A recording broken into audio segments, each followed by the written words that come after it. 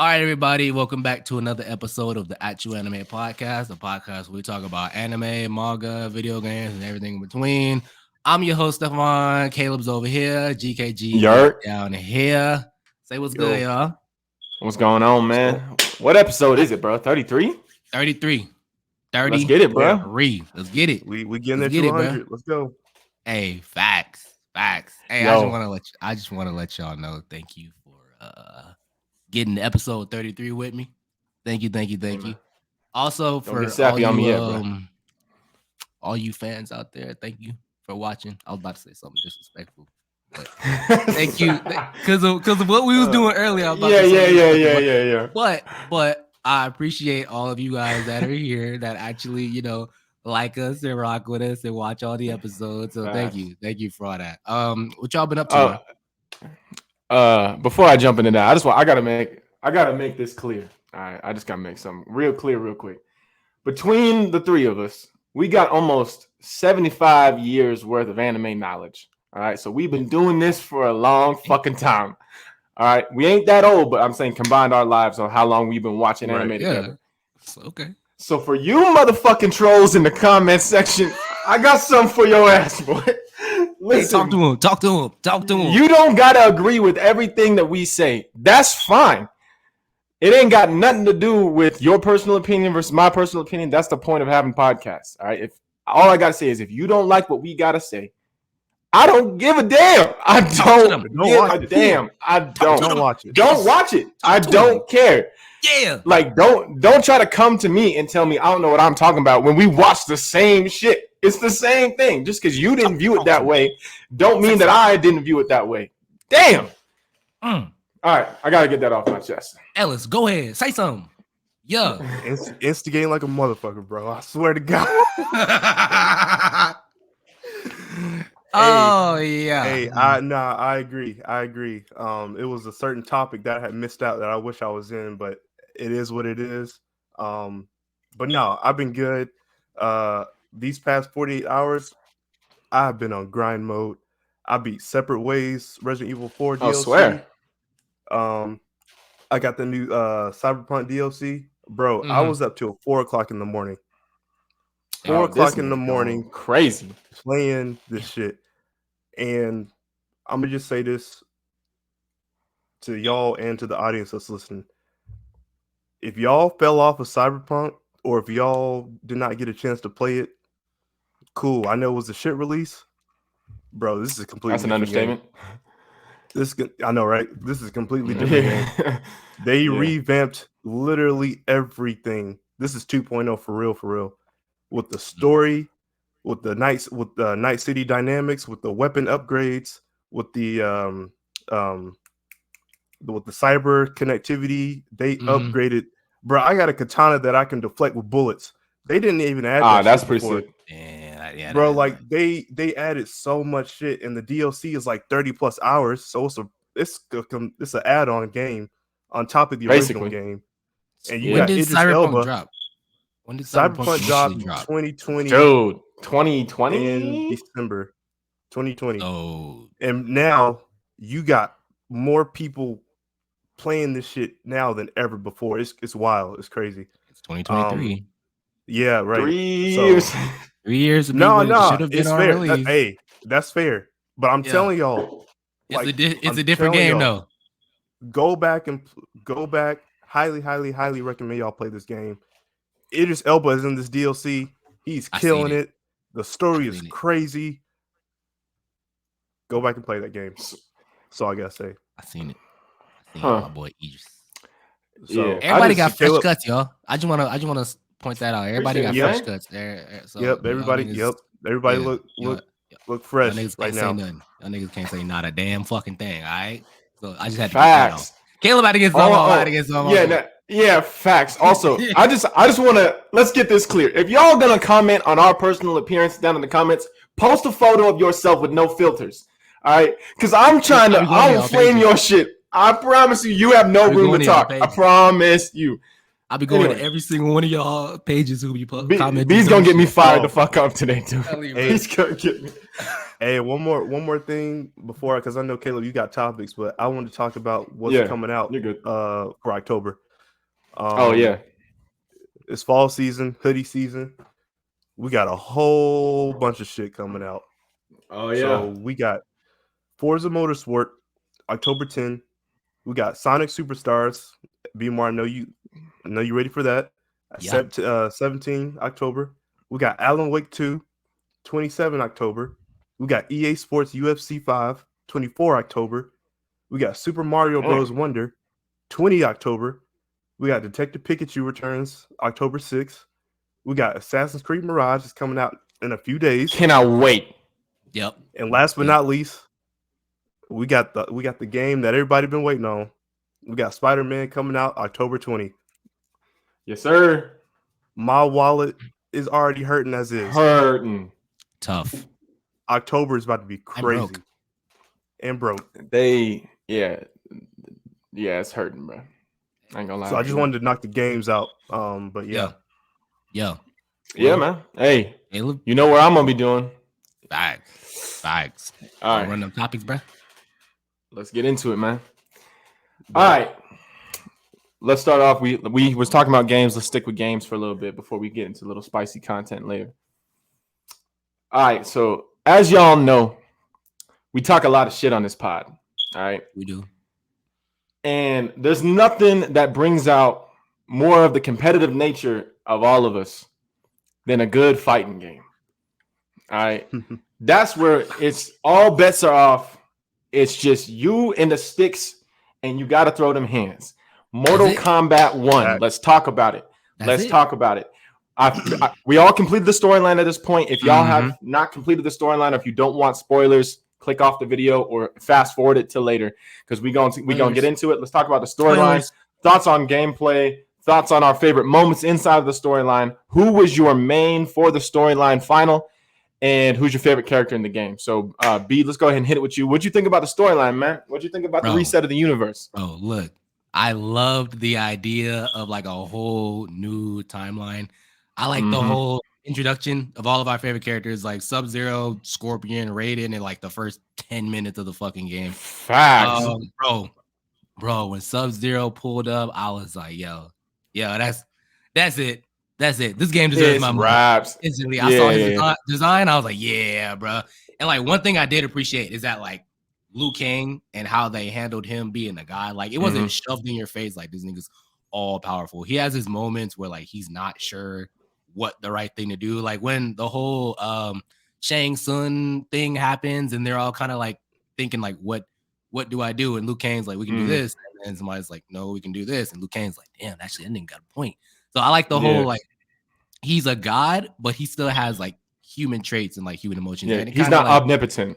Yeah, and it kind of reminds me of like, you know how he just got his god powers like in the last game, and he was like telling Raiden like, I don't think I can like handle this dude. I still need your help. I still need your guidance and stuff like that. So it's cool seeing like just that dynamic of him is still there and still represented pretty well. As far as that final fight, bro, Melina.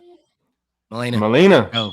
Okay. Hey, shout out to whoever designed that motherfucking final fight, bro. Cause like standing at the bottom of the stairs and it says choose your character. And bro, y'all niggas start going. I'm like, yeah. So I love the story. Sick, bro. I loved the gameplay. I even liked they had a bunch of moments, bunch of funny moments too, a bunch of like heartfelt moments, like Johnny Cage finally giving, Kenshi his sword. He's like, hey, look, here you go, buddy. And then like saving each other's lives and stuff like that. And he's like, yeah, you saved my life, man. I'm like, yo. Yeah. My heartfelt moment right there. My heart. Johnny Cage had a lot of I know he's a movie star. He had a lot of like pop culture references and shit too. Like, okay. And also he had a lot more screen time than I remember Johnny Cage having in the past. Like he was almost the main character. Yeah, bro. It feels like we were getting the story through like Johnny Cage's perspective. Cause I feel like Johnny Cage was always on the screen, or if not always on the screen, like a good majority of the time he was on the screen. So I love the story. Gameplay is smooth, fluid. I be knocking niggas out with combos. And it is what it is. I love that game. I love that game. All right. What you think, Ellis? All right, so yeah, I agree with would be more like the story. Like I said in the last episode, out of all the fighting games, story wise, this is probably the most well constructed story. Like we've never Yeah. had a narration like this, and they revamped and rewrote the whole timeline for Liu Kang. He was kind of like the Doctor Strange of the Mortal Kombat series in a way. It's like Mhm. he figures out he's pulling people from different multiverses, and That we're part, gonna yeah. fight. Right, we're gonna fight with Chronica slash Sang Sung. That part kind of confused me, but yeah, it was dope at the end though. It was real dope. And like you said with Johnny Cage, he got a lot of screen time. The movie references was funny. The jokes were Hilarious. landed, some of it, and like I will say two characters that got surprisingly more screen time was Reptile and Baraka. We don't Oh necessarily, yeah. Yep. yeah, we don't necessarily get much of their backstory in the previous games, but they shined a whole new light on Mhm. Baraka, the Tarkatan disease, Mhm. Reptiles family, and what he has to go through. And it was dope. It was real dope. Yep. The last person I picked for the final battles were Raiden, first draft pick in the Earth Realm, and he was a Facts.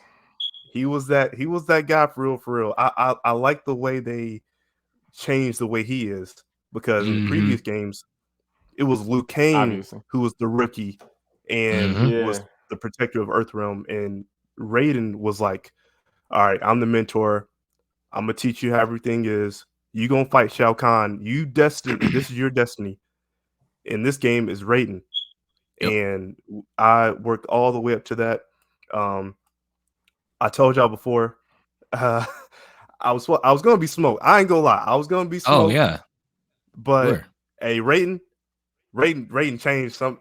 I don't know. It was a Raiden is a change of heart. dog, bro. I had an What epiphany. what about Raiden? What do you like Ray, about Raiden? hey, you already know what about Raiden. Like Yeah, I I don't. know. Hey, Damn. don't, I was not gonna say Damn. nothing. Damn, nigga. He said, "You know what it's about." hey, you can't Hey, talk shout that out to shit. Ellis on them So, Raiden hey, combos, man. Shout out to Ellis on bro, them Raiden combos. We're gonna run it back though. We're gonna run it back though. Raiden is that dude for real, and his brutalities and fatalities. I'm trying to nail the brutalities, but it's dope. But story really good, really good. Yeah. So my final rating for Mortal Kombat 1 was an 8.3 out of 10. I really liked this game, but I do have a couple of contentions with it. So I'm gonna go ahead and talk about what I like about it and then what I didn't like about it. So what I liked about it, I like that it's unlike any other Mortal Kombat we've ever had. Like the entire dynamic between all the characters is completely changed. Having Raiden and Kung Lao being best friends was awesome in the beginning. Having Bihan being the Sub-Zero, and then having Scorpion be Kuai Lang. Is that how you Mhm. pronounce that? Yeah, I think so. Yeah. Yeah. Yeah, being Scorpion in this era instead of being the future Sub-Zero was actually super sick. And then having Smoke obviously being the adopted brother into the Lin Kuei. And Bihan betraying everybody is just that's why I don't like Sub-Zero, because Bihan's a bitch. But anyway, Yeah. I love the dynamic of it. Like I said, I think there was a little bit too much Johnny Cage almost Mm, at times. I remember the opening scene when you play as Johnny Cage, and it's like Indiana Jones. Obviously, it's like what they're right, going right. for. I swear on my life, I was sitting there thinking the whole time, like, all right, when are they gonna yell cut? I was Yeah. like, because Johnny Cage is not this cool. Like, he's just not. And I was like, so did they change the storyline and have Johnny Cage actually be a gangster? And Yeah. then they got to the point where they yelled cut, and I was like, see, this makes so much more fucking sense. I knew he Yeah. was a bum this whole time. Especially since they like took his powers away too. Like he's just a regular Yeah, nigga now. Like but he throwing hands now. he throws hands. Yeah. He's just niggas like Yuji Itadori, bro. That nigga's just a slightly stronger nigga, bro. Like Facts. Hey, Uh, good comparison. so I did like, yeah, actually that was an excellent comparison. So I really liked how they like changed the dynamic, obviously between Katana and Melina being biological sisters underneath Sindel, and then having the Khan being the general instead Mhm. of being the ruler of Outworld was a really cool twist. And like I just like all the little nuances they did to the storyline. I think that was really cool. Like you said, Reptile got more screen time. Baraka got a lot more screen time, which was refreshing. And so what I'll get to the point is what I didn't like about the story specifically. I don't know if you guys played all the way through the story of Mortal Kombat 11, but in the end of Mortal Kombat 11, when Liu Kang comes back to Earth after he's been granted basically the powers of Raiden and the powers of being a fire god, he chooses Kung Lao as his champion. I don't know if you guys remember that. Yep. Yeah. But he like comes through the portal and everything. He's like, Kung Lao, I choose you. Yeah. So why the fuck wasn't Kung Lao the champion in this? It's like no cohesion in that part. Like I don't understand why Raiden was chosen for the Mortal Kombat tournament instead of Kung Lao. Like I get it. Like obviously he won the fight, but like why didn't they do that storyline with Kung Lao instead? You know what I mean? I think, and sorry to, I think they, with Liu Kang being the rookie so much and Raiden being like his teacher mainly, I think they just wanted to completely reverse that. But I don't know. That's just my take. I don't know. Yeah, so I get like the whole dynamic of like the two, like obviously the teacher becomes the student type of thing. Right. But then why even mention Kung Lao being the champion in the last one? Yep. That's just like that was my only like what the hell? Yeah, you like set it up and then did something completely fucking different. Like it didn't make a whole lot of sense. And then my other contention with the storyline was if you are paying attention to the whole like Shang Tsung like progression arc, it wasn't well known that Shang Tsung, like there was other Titans outside of Liu Kang. So like it was a cool twist, right?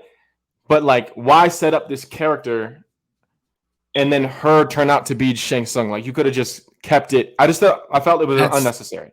That's one thing I didn't like. I felt like it was really weird that it was Shang Tsung from like an alternate timeline. I'm like, y'all couldn't have like made like an original new villain. Yeah, or like she was already her own character. Like just keep her as her own character. Yeah, it's like basically like surprise, I'm back. I was like, okay. So that felt a little weird.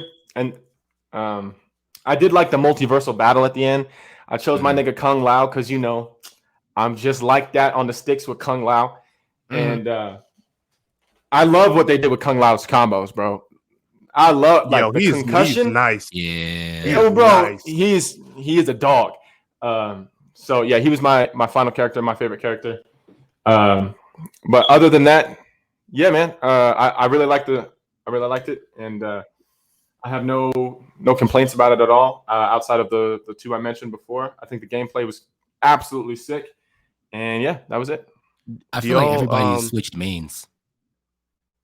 Shit. Oh yeah, you said you're gonna main Kenshi. I tried, bro. He's insane, bro. Hey, the thing is with the switching, like you play through the story, and I feel like as you play through the story, you switch characters. You find that special character, like okay, I can work with him, or I can work with her. She suits or he suits my play style. I did want to ask y'all though. Do y'all think the characters in this are fighting more heavier, like slower, or does it depend on the characters? Because I don't know previous games. It depends on the character. Okay, it for sure depends on the character. Because that's what I like noticed. Like I was playing like Baraka, and I was like moving fast as hell, boy. Yeah, bro. I was speeding on that bitch, bro. And I was playing somebody like General Shower or something like that, and I was like, fucking. I was like, damn, bro, slow as shit. Bro. But he hits. So that's the thing. Yeah, I know like the damage numbers pop up on the screen. I thought you would pick like a heavier, like I thought you because you usually play like heavy, like hitting characters. I do. So I'm like, this is for sure Caleb's dude. Yeah, I do actually. You're not wrong about that. I love when just the massive numbers, just bro, like. But yeah, I don't know, man. Kung Lao, I'm really good with Kung Lao. So yeah, I tried Kenshi. I'm just not good with him. I think it's just because of the stance changes and stuff. Like, don't get me wrong. I'm gonna get in the lab and I'm gonna figure it out. But what's that one bitch's name? The girl who has like the light stance and the dark stance. The bitch with the wings. Ashra. Yeah. Ashra. I tried to play Ashra and like that light and dark stance and different moves for each stance. I'm like, all right, bro. Yeah, I can't remember it all. I will say in the story mode, because medium, I was like, man, mediums it's not so much of a challenge, but let me I was waxing people in medium. Let me up it to hard, bro. biggest did mistake not. of my Worst life. decision. Bro, Worst decision, of bro. my life, bro. It was embarrassing. I was like, let me Because turn don't get this me down. wrong, I can get some combos off. You know what I'm saying? I can do a Right, little right. juggle. You know what I'm saying? Mhm. I can do a 15, 16 hit combo in perfect conditions, obviously. Yeah. So I was Yeah. smoking people, and I was like, man, I'm getting tired of this shit. There's no challenge, especially if I'm playing a character that's good, like Liu Kang. The final Liu Kang fights, bro. Mhm. First of all, Liu Kang is busted. I was cooking folks. Right. Yeah. Yeah, and I was like, nah. I upped the difficulty after we had that conversation. Waxed. I was like, no, Bro. sir. It's not even Whack, fair. bro. It's not even fair. like don't And even the fact- try putting that bitch on very hard, bro. Because good And the fucking luck, fact- you ain't touching the ground. Right. The fact that as you progress through the story, you change characters, so you get used to one character, and then you And change then to another character. You got to learn switch a whole out. new moveset. Yeah. I'm like, and I'd be out here just like bruh. pausing it, looking, trying to memorize it. And I'm like, back forward. That's what I'm saying. Yeah, Like, yeah. like down, back, triangle, X, circle. Right. Yeah. My Nah, memory good ain't game, good enough though. for learning Overall, long great ass game. combos. Yeah, I give it an 8.3 out of 10. That's my final rating. I think it was great. I think we set it really well for the next Mortal Kombat title coming out next. I think it's going to be a good time. I don't necessarily like how everything seems to be going to a multiversal concept now. Like Yeah. everything in their mother's Yeah. doing it. Like, so that kind of Mhm. was like, eh. But now we have Titan Havoc, to set up for the next big bad. Yeah. Which I hope they bring back Kotal Khan as well. That's like, he was one of my favorite villains. Mhm. My contention with him is like, he's a sun god, so why does he get his ass beat by mortals? Don't get it, but whatever.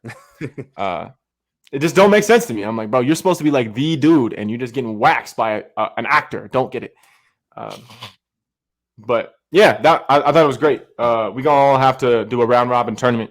I'm picking Kung Lao as my main, and then I might fuck around and That's my girl, man. Okay. I might get in the lab and try something else. I might try to find like a secondary too. Yeah. Try to find a second Oh character yeah. I can main, Find too. 2 characters that you know that you like, you good at. Yeah. Rocket went crazy. Because I was playing little tournaments that you can go through, like how you have to transfer between the worlds during the seasons or whatever. Mhm. Yeah. I don't know if you guys know what I'm talking about. Yeah, I was doing that. Also awesome. It's actually super in depth, way more in depth than I thought it was going to be. It's actually super fun, Mhm. and you get to fight through towers and shit. But I was just like, I'm like level 35 with Kung Lao and like level 2 with everybody else. Yeah. I'm like, I should probably switch characters. Probably switch. Yeah, bro. Yeah. Yeah. I feel like Mortal Kombat 1 has a lot of good like single player content too. Like even like once you 100%. do the story, you got invasions, you got towers, you can like unlock skins for your character and stuff like that. Like it's got a lot of single player content that's cool. Like even when you do like like towers and shit like that, you can do novice and all that stuff and like see the character's story. I like that. I like that. Yeah, It reminds me cool. of That's like dope. arcade mode and like Tetris or some shit like that. Yeah, and you get to unlock like other brutalities and stuff as you go along. Yeah, it's pretty cool, Yeah, man. it's dope. that. It's dope. So, yeah. But yeah, all right. Speaking of video games, let's go ahead and hit this one last video game thing right before we jump into some anime content. I was thinking about it because I was sitting there and I remember not this Mortal Kombat title, but last Mortal Kombat title, 11. The only reason I bought that game, outside of me being a big Mortal Kombat fan, like I might get a Mortal Kombat tattoo. That's how much I like Mortal Kombat. Was because Scorpion was on the cover. And he is one of the most recognizable characters in the world. So I was thinking about it the whole time. I said, all right, what are the most iconic video game characters? And I was like, all right, give me your top 5 most iconic video game characters. Iconic meaning they're like, basically they're Pitbull, they're Mr. Worldwide. You know what I'm saying? Yeah. Not only did like what they did for gaming, but like recognizable and like still relevant today. So like number 1 for me, my number 1 first overall draft pick is Mario. That's good. Good choice. Like I don't know how you are more like iconic than Mario. Yeah, you got this far and you don't know Mario. That's kind of wild. It's kind of wild. Like even people who don't play video games know. Like I know boomers, like Karens in their 60s that know Mario. Yeah, he's everywhere. He's a state. He is the face of Nintendo. Yep. Yeah. Yep. And Nintendo got a lot of shit. Nintendo. Yeah, does a lot of shit. it's Nintendo got got a lot they of have my faces that could be the face. So yeah. One of them is like right outside my top 5. Okay, okay. got you. Like So are we going iconic, around the like room, or you are can we go- going? Yeah, Like, I was gonna- we can go around the room. I was gonna go one at a time. So yeah, mine's Mario for number 1. I'm gonna say Cloud, Final Fantasy. I'm gonna say Cloud, really? You see a That's big not who sword, I and you thought you see were gonna say. blonde hair, and it's like, bro, Cloud is such a badass nigga, bro. Cloud is literally the definition of I'm gonna pull up, I'm gonna get my shit done, I'm gonna give my money, and I'm going. That's it. Like Cloud is just so insane, and I feel like Cloud is so synonymous with the Final Fantasy franchise that it's That's like true. when you think of Final Fantasy, maybe one of the first Final Fantasies that pops in your head is Final Fantasy VII, and obviously you're gonna think of Cloud, 100%. you're gonna think of Sephiroth. Yeah. So Cloud, easy. Plus that sword is All right. crazy. So It is crazy work. Sword is crazy. It might be one of the best like looking swords that I've ever seen. Yeah, for sure. Oh, you For know sure. what? You know what else I thought of? Maybe for another topic, best weapons in video games too. Oh, all right. We'll keep that in mind. So just a thought. But for me, I'm gonna say for my number 1, y'all know how much I love Resident Evil. Yep. Bruh, I'm gonna have to go with Leon Kennedy for Resident Evil 2 and 4. Yep. Imagine you for number 2. Imagine you being a rookie cop. You go to Raccoon City. This is your first day on the job as a cop. All your coworkers are zombies, and you in an apocalyptic zombie outbreak on your first day. First day at work. Like, He's not wrong. As far as horror video games, Resident Evil is definitely up there. That's probably like top 3 of all time, like in horror category. But Leon Kennedy is just one of them dudes that he can have some corny jokes every now and then, but he's not afraid of anything. Like we seen him go up against shit that, and he's a normal human being too. Like he's going up against monsters that are like 3 times the size. And in the 4th game, he's experienced so much. He's working with the government to rescue the president's daughter, and because the daughter got kidnapped. So I would say Leon Kennedy out of everybody, because there's a lot of Resident Evil characters, like iconic characters. You got Chris Redfield, you got Claire, you got Ada Wong, but Leon just sticks out, and his fit on 4 with the leather jacket and the gloves, but that's an iconic outfit, iconic. And you won't get any. He made an impact. He made an impact as far as third-person shooters go. I think it was one of the first. I can't say the first because I don't know it. I don't know if that's fact, but it's one of the first to put third-person shooters on the map like that. Gears of War, Uncharted, any other third-person game you can think of. I believe that Resident Evil 4 with Leon is one of the very first games that truly did that. So as far as that, he changed the game, literally and figuratively. Yeah, that's fair. So he definitely made an impact on third FPS. So that's my number 1. All right. So my second overall pick is, I mean, even if you're not a gamer like that, everybody I know recognizes this character. Everybody. Outside of like, if you're above the age of 40, maybe not, but like 40 and below, everybody knows who Master Chief is. So I'm taking Master Chief from the Halo. Like, nice. Everybody knows Master Chief, bro. And it's like, I don't know about y'all, but I grew up with Halo. Like my formative years, not. And there was nothing, and I mean nothing, better than running that co-op storyline and getting to play as Arbiter in Halo 3 are still some of my favorite core memories as a kid. And like every game, like if you go to a real arcade nowadays, like we don't all the arcades we grew up with, they're gone. So like they all have these like new modern shit. So I took my younger brother to an arcade not that long ago when he was out here. Bro, they got this Halo game where you sit down and you get to play as Fire Team I know Raven, exactly you get what to you're go talking like, about. bro, that game is sick. And everybody, he didn't recognize any of the other Spartans. The only Spartan he knew, and he never played Halo before, and the only Spartan he knew was Master Chief. Yep. So that's my second pick.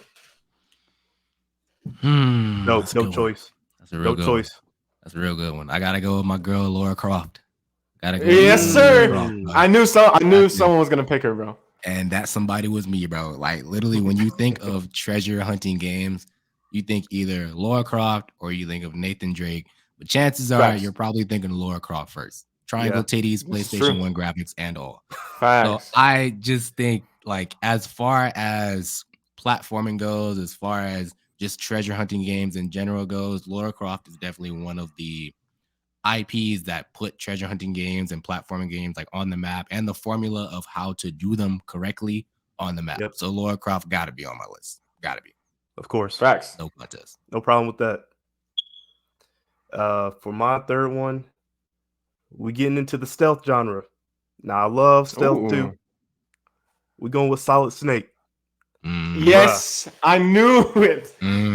Metal Gear Solid. The Metal Gear Solid franchise is one of my favorite gaming franchises of all time. Solid Snake, when he put on that bandana and when you hear that, it's so many sounds you can think of. It goes back to that game. Like the 100%. top two stealth franchises were Splinter Cell and Metal Gear Solid. Those were the heavy hitters. But me personally, I would have to go with Solid Snake because the story and the character development, and it's, mind you, now it's a whole bunch of snakes, but because the story is Solid Snake specifically. Solid Snake is the forefront of the game, and for sure. I was so happy. I was so happy when they added him in Smash Bros. For the first time. I was like, "What? Facts. Oh, he's a dog." But Yep. and he's, when you talk about hand-to-hand combat. Ooh, yeah. That's some crazy work. Bodying. Yo, Solid Snake is like, that's a great choice, man. That's a fucking good choice. No, yeah, CQC weapons. He's on an ongoing battle with his brother throughout the whole series. Like, and I would say my favorite one would have to be Metal Gear Solid 3. That's like a staple for me. That was the first one I got into, and I went back and played the older ones, and I played the rest of them. But yeah, and the fact that y'all seen that remake of Solid Snake 3. Yeah, bro, man, listen.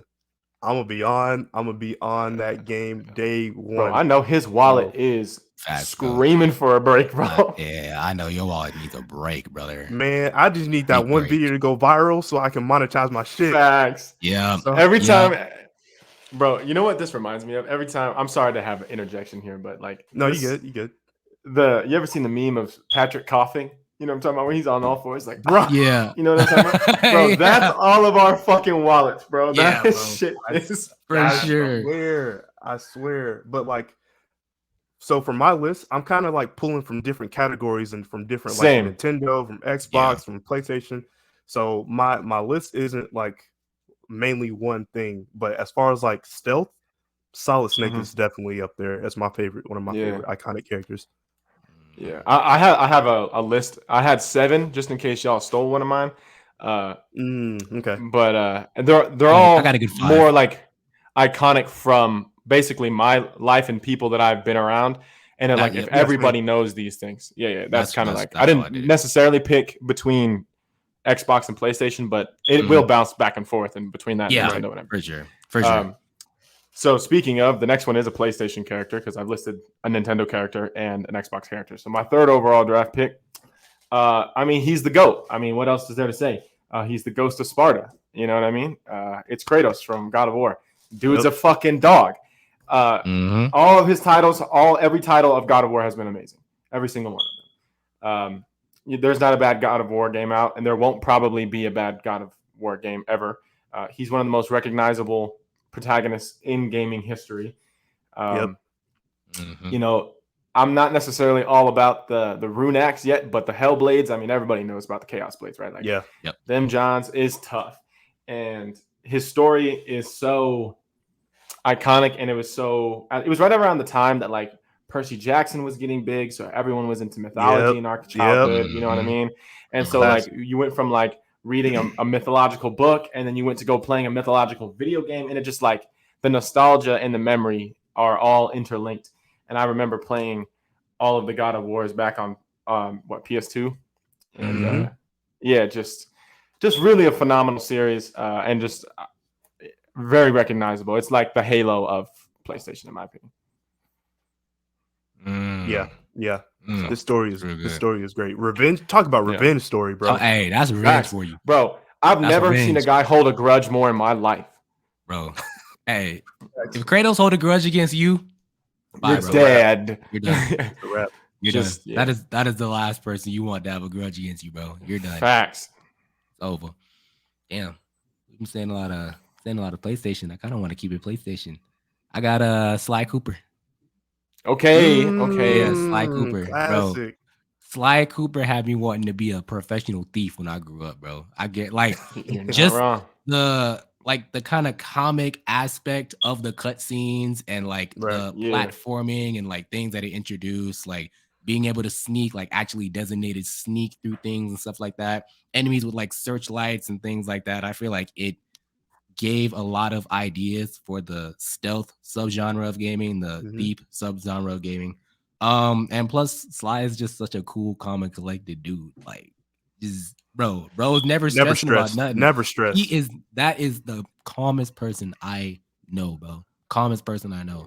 That boy be like, oh, okay, cool. We'll just steal something else. Or you know what? I got it. I'll go in, I'll steal it, get out, we can go get some food. It is what it is. So Sly Don't Cooper worry, I'll be home before then. Facts, bro. Right. You know what? Give me 30 minutes. I'll get it. I'm like, yo. Yep. Cold, bro. I'll make it back before the game starts. Facts. So yeah, Sly Cooper's on my list, bro. That dude is like my childhood, man. That's a good choice, huh? Yeah, that early PS2 era, bro. Legendary. Legendary, man. Bro, I wish I could go back to the old PS2 game. Like, yeah, we got the 5 and like the graphics and everything are fire, but like the games just don't hit the same anymore. Bro, I would most definitely boot up a PlayStation 2 right now. I swear to God. I most definitely would boot up PS2.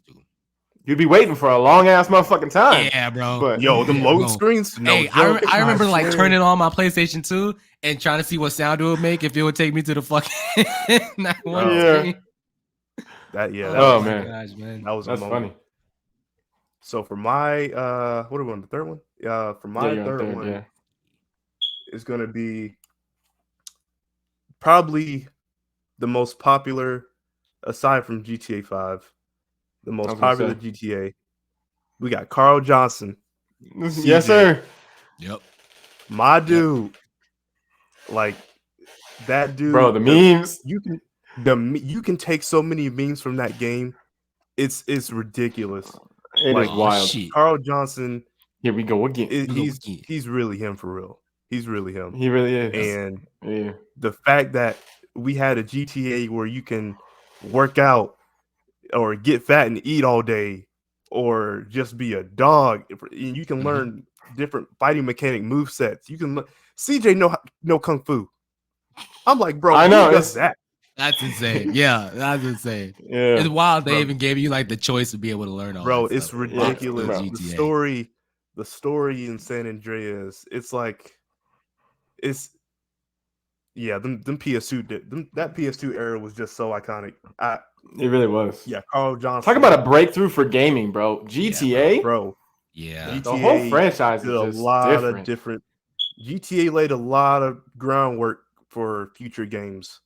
Oh yeah, just a real trailblazer, man. Like for real. Yeah, it's crazy for sure. that like every game that comes out after that, it's pretty much gonna be compared to GTA. Like, there's no open world game that's like not a GTA clone. Like, some people even say Saints Row is just trying to be GTA but sillier, which 100% is. It is 100% accurate. So I feel like it's the same thing with like Dark Souls and shit like that. Anytime like a hard game comes out, it's gonna be saying, Soulsborne it's game. kind of like a Soulsborne and kind of like an Elden Ring Yeah. type shit. So I feel like Yeah. iconic wise, yes, bro. GTA is for sure in that fucking conversation. And I know, and then like- of all characters, CJ, bro, come on. Yeah, bro. Yeah. I see. I was gonna put Tommy Vercetti because me personally, shit, he's almost up there with CJ for me. Because Tommy Vercetti was like the Scarface of Miami, of Vice City. Fact, Yeah, actually. bro. Yep. Yeah, man. Like, GTA But I got don't know. CJ was different, bro. Like, CJ was very different. CJ and just the had fact that we- hood about him, you know. The fact that we got a black dude as a main character, let's put that into perspective too. Yep. We got a black Fact. main Yep. character in GTA.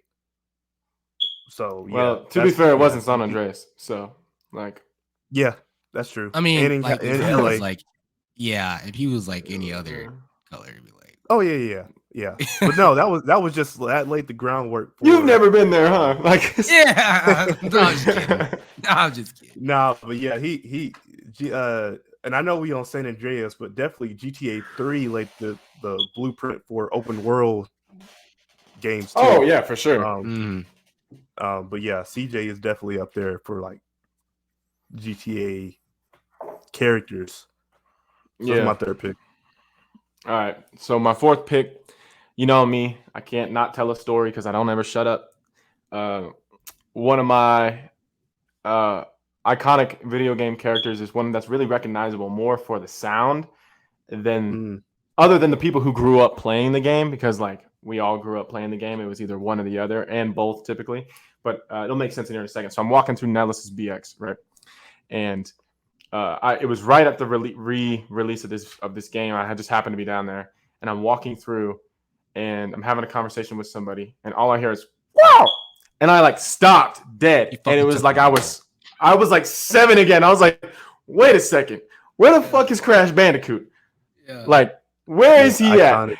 And all from a sound, it like brought me back decades, and I was like, no, this doesn't happen normally if the character is not something, you know what I mean? Man, the sun just went down. Hold on. So yeah, my last pick, Crash Bandicoot. I mean, my fourth. Sorry. Okay. Nice. Okay. Iconic. Bro, how do you not like? Yeah, it was wild. He was on my list too. I'm just going. The Tiki Mask, bro. Come on, man. Yeah, bro. Bruh. Like, bro. Bro. Yes, sir. Yes, sir. Bro, I love that. Oh, Bruh. fuck. Damn. Well, that was one of my picks. Crash Bandicoot was one of my picks. So my It's last pick, still relevant.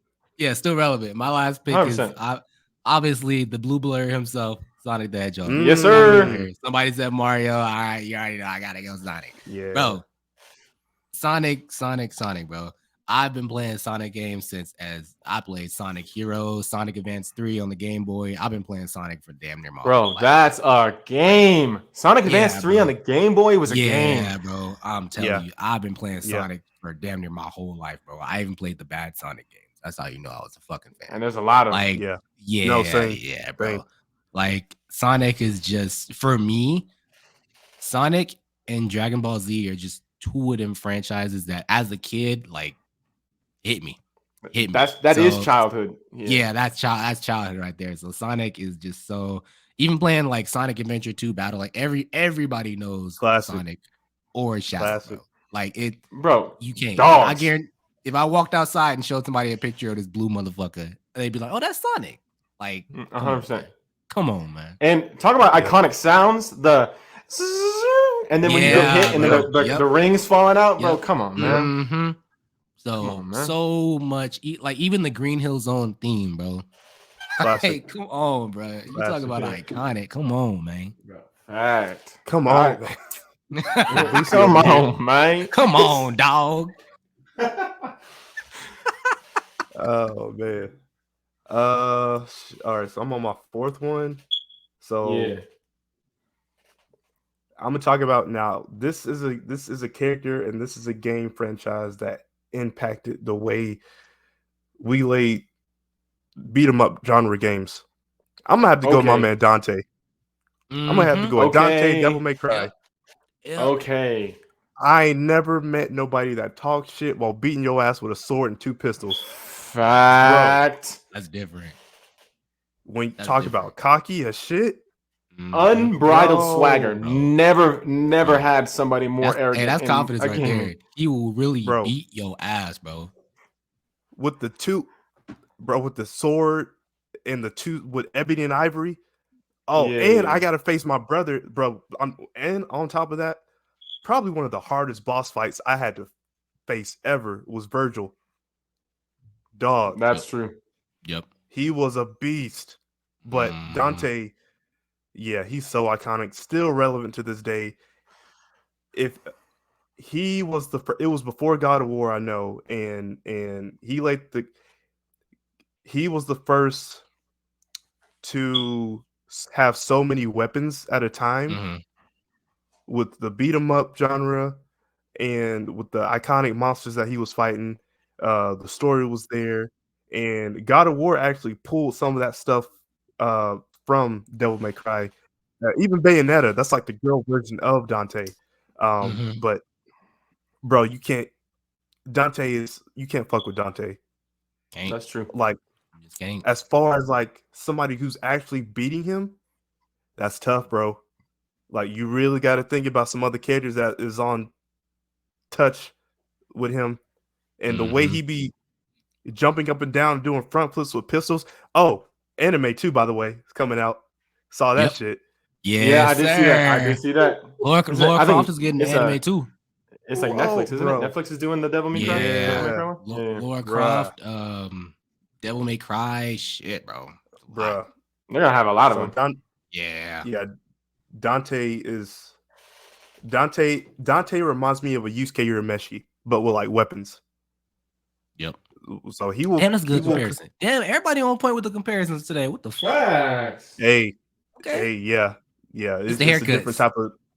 I know, right? Yeah. So that's my fourth pick. Are y'all done with y'all list? I think I got one more. I got one more. Yeah, I got one more because I took Crash from him. We've been on video games for a long time, so I'm gonna have to speed this up if we're gonna get either that or we putting out a massive episode.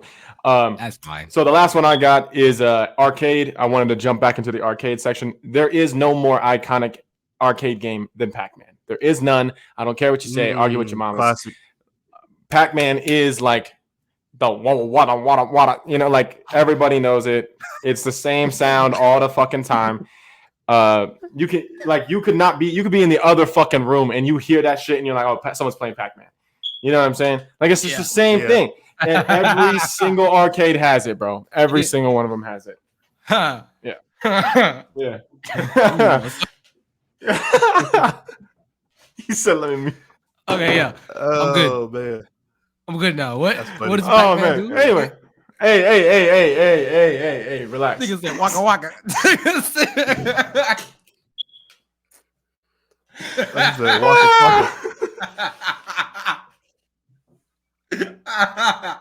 Okay, I'm good. This nigga said waka waka. I'm good. I swear to God, I'm good. Oh man, you're a liar. Anyway, yeah, I'm gonna mute myself. Y'all go ahead and do it. He said he's good. He's not good. He's a fucking liar, bro. Anyway, no, iconic character. Hey, Pac-Man is one of them. Got it. I got dudes, man. I got one more. Oh, you still on mute?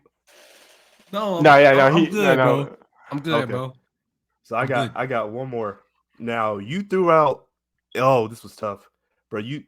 And I'm still on PlayStation, but you threw out Sly Cooper, and you know the PS2 days. You know the three. Yep. And I this is kind of cheating too, but I got Jak and Daxter, bro. I knew somebody was saying. I knew. I got Jak and Daxter. Like, Jak is so cold, bro. And the fact that they with Jak 2, it was a completely different game from the first one. This dude was mute in the first game. Couldn't talk, just made sound effects like Link. Yep. Fact. And the fact that they changed it to the second game, you got Jak cussing left and right and shit. It's a whole it's a GTA game. God damn. And Daxter, it's like he compliments Jak so well because Jak don't really talk that much, but Daxter, he talks. This is all he do. Sometimes too Crazy. much. Too much. And Yeah, but they stand on business though. Facts. Oh yeah, Hey, for facts. sure. You can't But say nothing about that. Talk about Jack with the guns on top of guns, bro. Like I was really contemplating on picking Ratchet because his Ratchet Clank? arsenal, Yeah. his arsenal of weapons is unlike any other. But it's something about Jack. It's something about Jack that just that's my character. And I played Jack and Daxter first before anything. Talk about another iconic. Yep. Bro, Ratchet and Clank? Ratchet Yeah. Clank. Yes, I was gonna sir. pick them. It was them two. That was a toss-up. It was tough, huh? It was a real It tough was a pick, huh? toss-up. And some was telling me you was gonna pick Sly Cooper. Of course he was. Of course. Yeah, so I couldn't take that. I couldn't take it. I appreciate it. Anyway, yeah, so those are our top 5 iconic characters for video games. List y'all's down in the comments below if you disagree. Or if we missed something, let us know. Moving on, we're going to shift gears. We're going to go to anime real quick. Jujutsu Kaisen's back, guys. Mm-hmm. Jujutsu Kaisen is back. I don't know if y'all heard, there's just like everything in the anime community. It's pretty much split right down the middle. Some people love it. Some people hate it. I've seen a lot of positive comments more than I've seen negative comments, but that doesn't mean that somebody's not going to complain about it somewhere. People are now saying, no, the positive comments I was reading, they're like, oh, this is like the top new anime out. It's beating everything. Nobody's topping it. Blah, blah, blah. XYZ. Fill me in, guys. Am I missing something? Is it really that damn good? Man, listen. Hold on. I'm going to use the bathroom right quick. I'll be right back. Yeah. Yeah, you should. Yeah. I want Ellis to go first on this one. Yeah. I feel like you know how I feel after I about come back. JJK, bro. I think this is gonna get me canceled. Oh no. Yeah, brother. I can just feel the comments coming in, bro. Yeah, bro. I'm telling you, man, I don't know what we did, but people really just don't be fucking with us right now, bro. I promise you. Who cares? They really Bro, it's because we be saying the thing. truth. We be saying shit that nobody want to hear. But it doesn't mean it's not true, though. That's what, like, exactly. That's why. Just because you don't like it doesn't mean it's not applicable. Bro, like, I'm telling you, everybody who was like, oh my God, fucking these guys don't know what they're talking about. No. Everybody got an opinion, bro. Everybody got an opinion. Like, my opinion ain't no better than you random commenters on Instagram. So yeah, that's why I don't. That's one of the gripes that I got with the anime community is that, like, everybody likes your opinion until your opinion goes against the status quo of what the correct fact. That is one thing I do not like about the anime community. I could then say you go from being loved to being hated. Exactly. I could say, oh, I hated this show. And everyone's gonna be like, oh, you're fucking stupid. I'm like, no, just didn't like it. Just didn't think it was that good. Didn't tickle my fancy. Didn't fucking be good. I don't know. Yeah. I don't know. It just wasn't it. I don't know. I don't know. It just wasn't hitting. But yeah, I feel like I want Ellis to go first because I think I have a lot to say. Yeah. I have a lot to say about Jujutsu Kaisen, and I can't guarantee it's all good. Well, you know how I feel. I definitely don't have an overwhelmingly positive outlook on Jujutsu Kaisen as well. I think it's a good show. Don't get me wrong. I have a long history of Jujutsu Kaisen, and yeah, I'll let Ellis go first. I'll just let Ellis go, bad. man, because I'm a naysayer, bro. Yeah, you're good. I feel like it's gonna be like two sides of the coin in this conversation. 100%. Yeah. Damn. So did you already go? I didn't. No, we waiting on you. I'm waiting on you. Okay, cool. I want you to go ahead. I'm not gonna say my thoughts. All right, cool. So as far as new anime goes, new obviously in quotations because it's new now, but like the Jujutsu Kaisen has been out for a while. But you know what I mean, right? I feel like it's definitely up there. I feel like this is the show that I want to see straight hands in, and I want to see action from. This is one of those shows to me where, it's, in my opinion, it's up there with kind of My Hero. Wow. So that's, to me, yep. I feel that way. The story itself, the powers. Now, I will say the main character isn't as iconic as the others, but True. I'm just saying, like, as all the characters like cultivated together with the enemies and the way the story is progressing, yeah, it's definitely up there for me. Now I don't know how y'all feel about it, but Gojo is one of them dudes.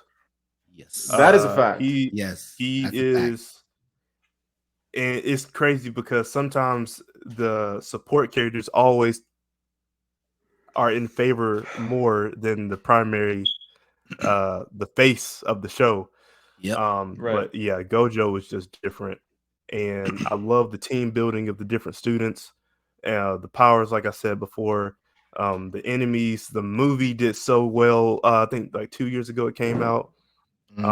So I believe it's up there as the new generation of the better anime out there. Okay. B, you want to go? Or do you want me to go? I'll go. Okay. You hate it. You fucking hate it.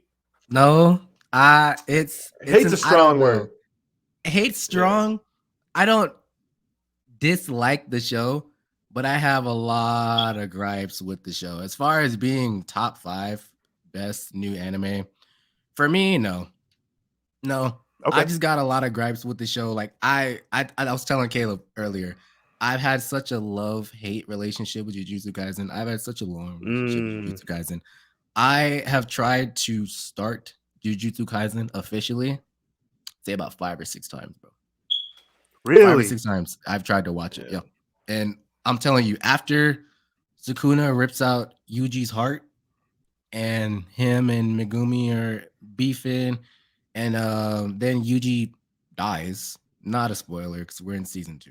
If you guys get spoiled, suck my dick. It is what it is. But like after Yuji takes his heart out, and they box and whatever, and Yuji dies or whatever, the whole like event arc, the festival arc, the Tokyo versus Jujutsu arc didn't keep my interest at all, bro. And I always fell off Actually, it. I agree with that. I always fell off it, bro. I always fell off it. Panda and all them, Maki got introduced and all that, cool. But like it just didn't hold my interest long enough for me to be like, I want to get to season 2. It didn't. Like, damn, I'm surprised. Wow. Okay. It didn't hold my interest at all, bro. Like even seeing Toto and him fighting Megumi and all that stuff, and Maki fighting Nabaru and all that stuff. Right. I don't know why it just wasn't hitting. Maybe it wasn't I don't think it was the characters, but I don't think I felt like attached enough to the characters at that point to actually give a shit about them. I was like, okay, I got you. Main character's dead. I don't really have a connection with Fushiguro yet. Nabaro's kind of hit or miss for me. So now it's like the 2 people that I didn't really I didn't care about them, but they're like, okay, cool, but Yuji's the main character, but they're good side characters. It's like now they're forefront. And as much as I like seeing side characters get developed, I'm like, I don't know what it is about that whole event arc that this might be the one that gets me fucking, oh my God, you suck. But like I fell asleep watching that arc. 100%. I fell asleep once watching it. Yeah. Yes. Yeah. Okay. I know. Tough. And it's like, I think I tried to rewatch it, but I didn't focus so much on like the stuff that I could see wrong with it. Cause like, first off, the story is like from episode 1, they say, hey, you're going to collect all Sukuna's fingers and then we're going to kill you. So immediately for me as a watcher, it's like, okay, if the main character that I'm supposed to get attached to is going to die anyway, what's the fucking point of getting attached to him? If like everyone is saying you're going to die pretty much at the end of the show. Like pretty much that's your whole goal. And people even call him Sukuna's vessel. They don't even see him as like Yuji Itadori. They say, no, that's Sukuna's vessel. Like all the curses are like, that's Sukuna's vessel, that's Sukuna's vessel. Like Gojo and obviously his friend group see him as like Yuji, but even higher ups in Jujutsu leadership are like, still Sukuna's vessel. He still has a job to do, and that's still going to be the end goal. So as much as I'm like, yay, I'm rooting for Yuji, it's like I know maybe they switch it up. And I'm just like basing it off like early stuff. But it just feels like kind of anticlimactic that I already know how it's gonna end. Which is weird because in most shonen, like My Hero, for example, like Deku's first words, like this is how I became the greatest hero, or whatever. Cool, like that. Cool, awesome, great. Caleb hates Deku. I just had to get that out there. I knew as soon as I said Deku, I'd probably get like a fuck that nigga from him. But like it's just I know my blood pressure rose. Yeah. I saw like the eyes start twitching. But it's weird that like it's different in Jujutsu Kaisen than it is in other anime for me, knowing how the ending is gonna go. And it's like I'm liking season 2 a lot more because it's more focused on Gojo and his past, and there's a whole bunch of reveals that I liked in season 2. I'm not gonna spoil it because I don't know if everyone's caught up with season 2. Season 1, I don't know, brother. But it's season 2, I'm gonna give y'all a pass on season 2. I ain't gonna say nothing about that. But yeah, overall, if it's a top 5 or not for me. Yeah, not for me. So you might have to be the tiebreaker. Well, it's gonna be disappointing because I ain't breaking no ties. Hey, I'm gonna be on the island then. That's all right. I like JJK. Don't get me wrong. Jujutsu Kaisen, like Ellis made a good point. It's like it's a very entertaining show. But here's my thing. This is just my personal opinion, and I'm gonna get canceled for this, and everyone's gonna be like, "Oh, he doesn't know what he's talking about." Shut up. All right. I don't think it has that good of a story. I just don't. I don't think it's that. The characters are not personable enough for me to get connected to them. Like I don't have a vetted interest in any of them all that much, really. Yep. Like that is what separates most shonen animes from other normal, like just animes out in there in the ether, is like the main character typically outside of My Hero, because I hate that guy. Outside of My Hero, I love all of shonen protagonists. I just do. They're designed to be relatable and personable, and you want them to succeed, and you're vetted into their life. I don't have that with Jujutsu Kaisen. I just don't. I'm really just watching it for the action. And if I'm watching it for the action, I have boxes. And if I'm watching something just for action, I have better options than Jujutsu Kaisen, in my opinion. That's why I'm like, top 5 is crazy. Now, is it good? Yeah, I'm not saying it's bad. It's serviceable. You know what I mean? Like I won't. If it's on, I'm not gonna be like turn that crap off. Like it has an audience. It for sure has an audience. And I understand why it has an audience, but it's just not my personal thing. Like I'm gonna watch it because I got to talk about it on the pod, right? But like I said, I think like you said, season 2 is off to a way better start than season 1, in my opinion. Season 2 has been a lot more interesting, and we'll talk a little bit more about that in another episode. I'm assuming later on down the line, give some more of these people time to catch up on it. But I don't know, man. It's just top 5. If I'm thinking about new animes, I'm thinking about like things that don't have history to it, right? So like I wouldn't consider like Naruto, One Piece, even though like One Piece and Bleach have new episodes coming out. Like I'm not considering them because they've been going on for a long time.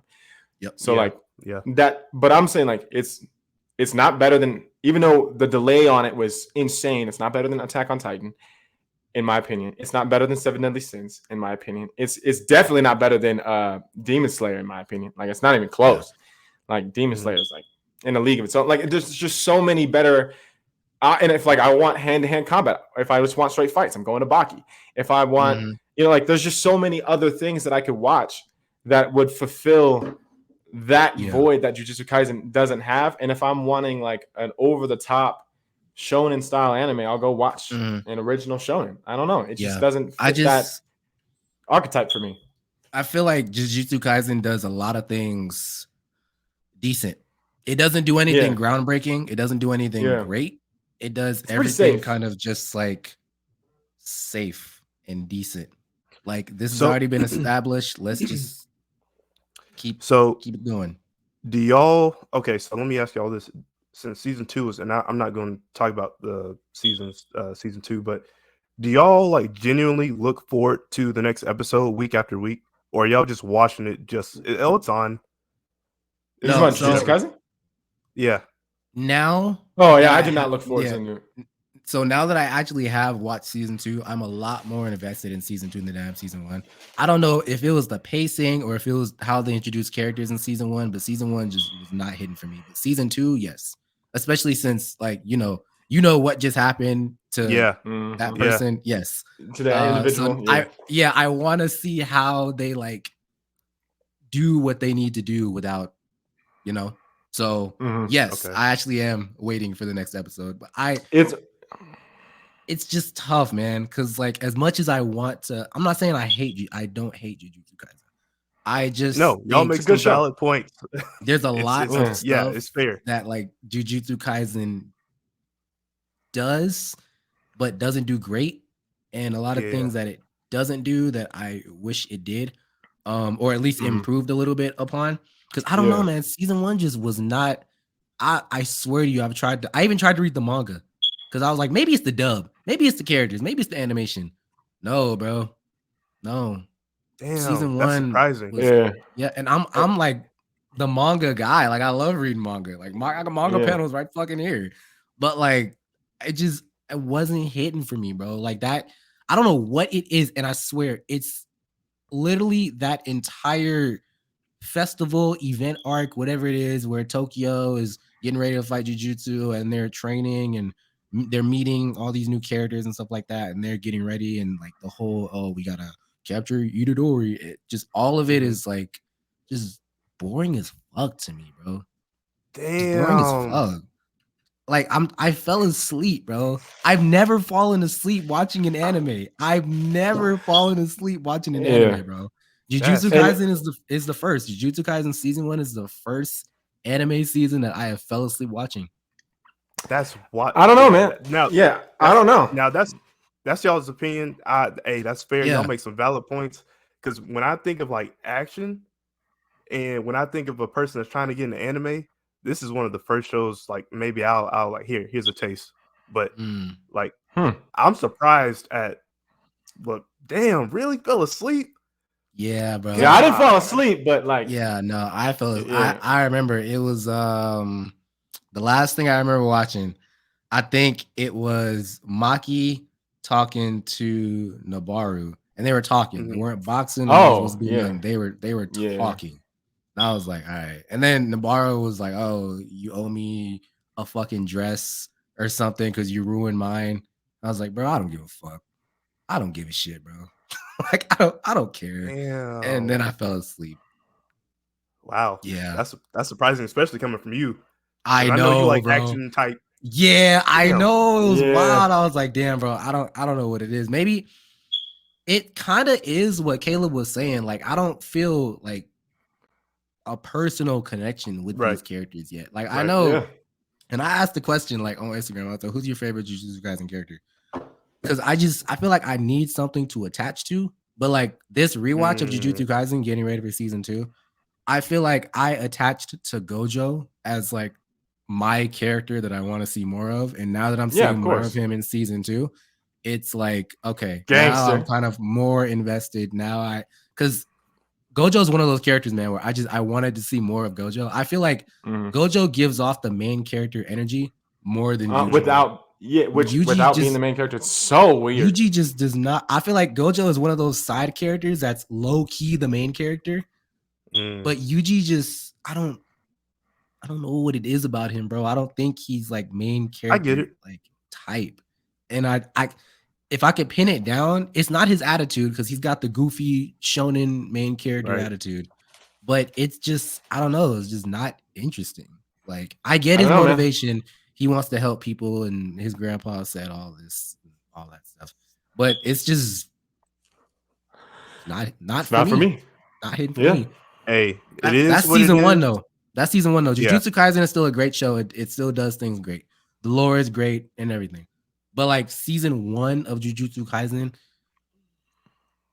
no. Yeah.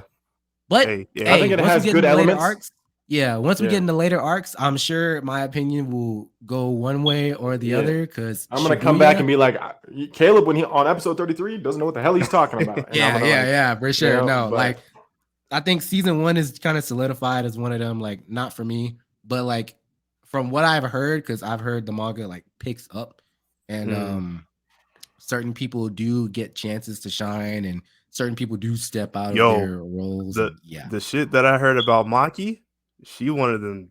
She one of them yeah, bro. in the Yeah. manga. So But like I might read the manga past where we're at now just to get like a little I think taste. so. But other than that, that's my thoughts on Jujutsu Yeah, Kaisen. I It's really a- don't wait for the episode to drop. I just don't. Like, Yeah. I'll see it be like, oh, I'll get an announcement or whatever you guys will talk about. I'll be like, okay, I forgot it even was dropping. Let me just go. Like, that's how it is for me, honestly. It's there. I'll watch it because I have to do the research for the pod. But other than that, like, I just don't. I'm just not super invested into it. Season 2 is better than season 1, but like, Yeah. I don't know. Just not my Yeah. thing. If they would have changed which some is things weird around in for me. season 1, I probably would have enjoyed it a little more. But Yeah, season and one, I think it's so probably- weird because I am all about like action, typically. Like, And it's not like they weren't throwing hands in season 1, so it's Facts. like I'm kind I of don't know. like, yeah, like when there was definitely some fight scenes. I was like, damn, boy. But hey, like, when Yuji and Nanami were jumping Mahito, they said, man. bro, bop, bop. bro. Yeah. Yeah. No, there's some good elements. Like I said, it's just I don't know. How many animes Didn't- jump didn't- people? How, Hey, you really got to how- think about that how shit. how common is that niggas in the anime jump somebody, bro? Like it's usually one-on-one in anime, right? Yeah, Typically, Yeah. So I think- like think- that. That's one part I Eh. did like that they jump niggas. I think JJK and Attack on Titan broke those stereotypes of like the enemies. Because on Attack on Titan, when Eren was invading that island and oh yeah, that one chick with the Mhm. Warhammer, Yep. he was like, "Fuck that! I ain't letting you power Yeah. up shit." Bro. Yeah, Yeah. bro. Yep. I'm like, "Yo, that's the first time I seen something like that."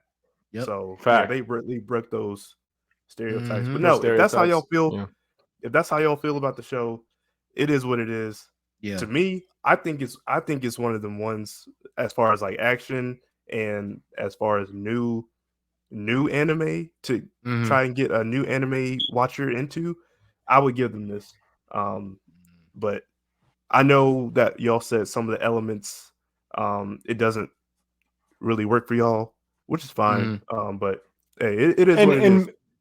And I think my last comment on that would be, and maybe it is more for a new person to watch. Yes. Because we've watched Yeah. a lot of anime. You know what I Yes. mean? So it's like Mhm. So maybe we've you're- just been spoiled with a lot of standards are really, like- really. Yeah. Yeah. I feel like my standards are like not super high, but it's like I've watched Yeah. so many anime. It's like I know what I like and I know what I don't like. But for like a new anime watcher watching Jujutsu Kaisen, they're like, I don't know what I like yet. So like this is fine. Yeah. They're fighting. I got you. This- Okay. That so- makes sense. Yeah. So maybe Yeah. maybe that's where I'm coming from on that.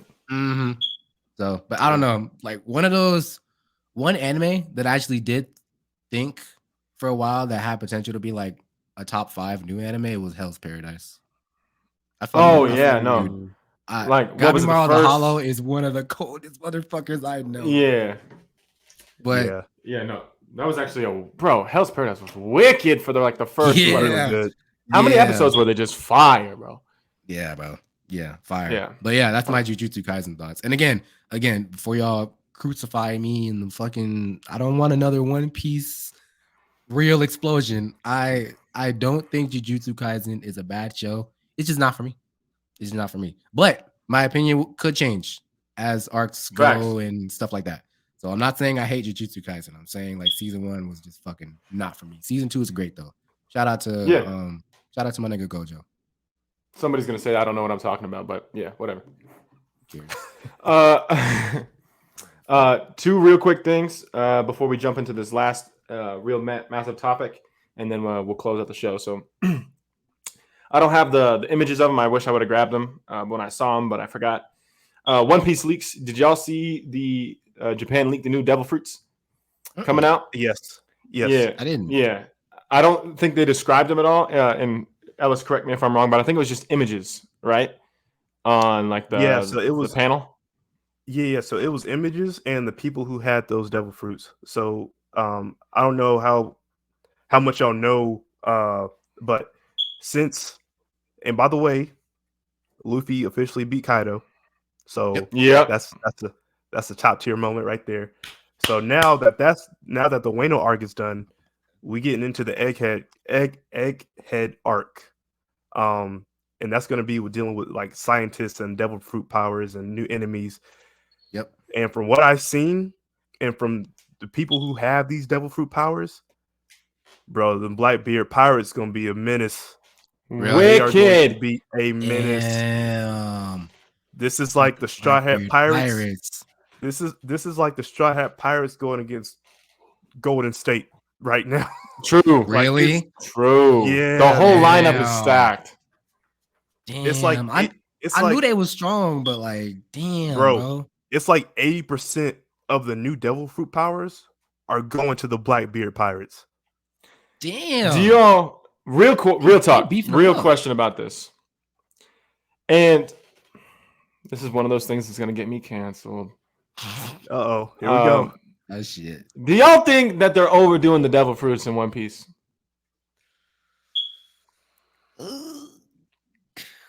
Like, do you think there's just too many? Is what I'm saying. Like, I understand what they're trying to do, but like, don't you think it's getting a little played out?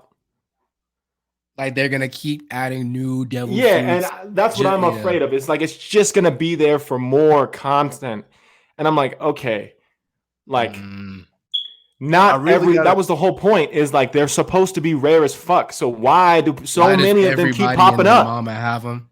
Yeah, I really got to think on that because I feel like right now it's kind of a balance because you got some cold ass people without the devil fruit that can still hold me on. But I really got to go back and see all the characters who got devil fruit powers. I can't give you an answer right now, because I got to really go back and look at who has what. Man, I can't piss off the One Piece community 2 episodes in a row, guys. The One Piece community hates us. I feel like, which is weird because we're One Piece fans. But like, fans, bro. That's actually a really. But that's a good question though. It's a loaded question because you really got to think of like who has devil fruits versus who doesn't, and like just think about it. Maybe we'll talk about it another time, but like to me, like when I saw these leaks, I was like, dude, this is gonna be sick. And then I was thinking the same thing. I'm like, bro, Blackbeard crew is gonna be wicked. Like just literally Golden State 2018 all over again. But and then I got to thinking, I'm like, wait a second. Like when we first got introduced to devil fruits, they were supposed to be like this. Oh my God, it's so rare, blah, blah, blah. And then now I'm like, okay, now we're finding more people who have them. Now we're finding more people who have them. And as the storyline goes on, you're getting characters that are like, oh, okay, now this person has a devil fruit. And what's their power? So on and so forth. And now a whole crew's going to have devil fruit powers. The whole damn crew's going to have it. And now I'm like, it feels like when are we stopping here? In Dragon Ball Z and like the Majin Buu arc, when Vegeta first found out that Chelsea goes Super Saiyan, he was like, "Who else can do this shit?" He was like, "Goten." Right? Yeah. And Vegeta was like, "So everybody can be a fucking Super Saiyan now, huh?" So yeah. This isn't special anymore. Like. Oh, so everybody gets a devil fruit, huh? Yeah. Hey, but this actually makes it. This makes it more interesting though, because we already know the Blackbeard Pirate's going to go up against Luffy's crew. Yeah. I'm just trying to figure out how the people that have 9 devil fruit powers are going to go up against them, because it's possible, but it is. They really gotta. In fact, it happens all the time. Yeah. It can happen, but but you got to be a dog. Yeah. The shit that Blackbeard got, this dude got 2 powers. Yeah. You see what I'm saying? Yeah, man. Yeah. Egghead arc is about to be different. Yeah, it's gonna be wild. Sorry for the loaded question, One Piece audience. I'm sorry. I know y'all hate me anyway, so I don't really. They gonna get tired of you. I'm not saying that there's. I already know they definitely are mad. They gonna get tired of you. Yeah, I'm not saying there's too many now. I'm saying my fear is that in the future, it's gonna be oversaturated, and it's gonna be like, we're gonna get a drop like this, like, oh my God, there's new devil fruits, and everyone's gonna be like, so, like everybody and their mama and their second cousin got one. So what? Yeah. I can see and it's just not special anymore. It's kind of why you gotta like balance it. So yeah, right. Yeah, we haven't touched on. Now I thought Luffy had the most powerful devil fruit, but it said, I was reading, he got the most outlandish, the most silly devil fruit. He ain't the I strongest. think it's the No, most it's versatile. not the strongest devil fruit. Yeah, no. Yeah, It can do. It can be the most powerful, quote unquote powerful, but not because of the sheer power it gives you, but because of the creativity. If you're creative enough with it, it can be insane. It's kind of like a Green Lantern ring. Yeah. Like the more creative you are with that power, like if a really creative Green Lantern has a ring, he's unstoppable. Like he can do anything with as long as he's creative and has a strong enough will. I'm kind of like I'm loving these analogies. Yeah, bro. I'm not we gonna on lie. point with We the are analogies today. cooking. We on point with the analogies, my boy. Yeah. That's kind of why funny. Luffy is so good. Damn, so like the he's so perfect creative person with got it. that devil fruit then. The Facts. gum fruit, like the perfect fucking person got it. 100% because he's so creative and he figures Joy out boy. new ways to use it all the time. My man Joy Boy. Bad man Joy Right, Boy. Yeah. This AK art is about to be dangerous. So yeah, One Piece is coming up, bro. One Piece is almost coming to an end, surprising to say, but I know Oda. I think he said within 3 to 4 more years, and then it's a wrap. Jesus Christ! I was about to say, how much longer y'all think One Piece realistically got? Like, where have they not been yet, bro? Where have they not been yet? Like, what are the new? What are the next islands gonna look like? Yeah, who knows? Great world building. I love One Piece. Right. Yeah, hey, man. They gonna get you for that sleeping comment though. I know. Oh man. I know. And I'm for sure gonna post it. And what they gonna do? What they gonna do? Comment? Okay. Go to their profile. Ugly ass nigga. See? Hey, what I tell y'all in the beginning, bro? Don't talk shit. Bro. We're gonna look at your profile. Yeah. Yo, I'm gonna see if you deserve to be talking shit. Nah, some of them was getting wild though. Some of them comments. Yeah, they were. The whole I'm literally, bro. I don't know why. I'm gonna stop bringing up One Piece, bro, because people's trying to cancel me, bro. I don't know. Like, last thing I'll say on One Piece, this is definitely gonna get me canceled, bro. I'm kind of ready for it to be over. I am. I'm not gonna lie. Just give me the ending of the story. Like, I'm kind of ready, bro. Like, you feel like it's kind of find the damn thing. Yeah. I'm like, come on, man.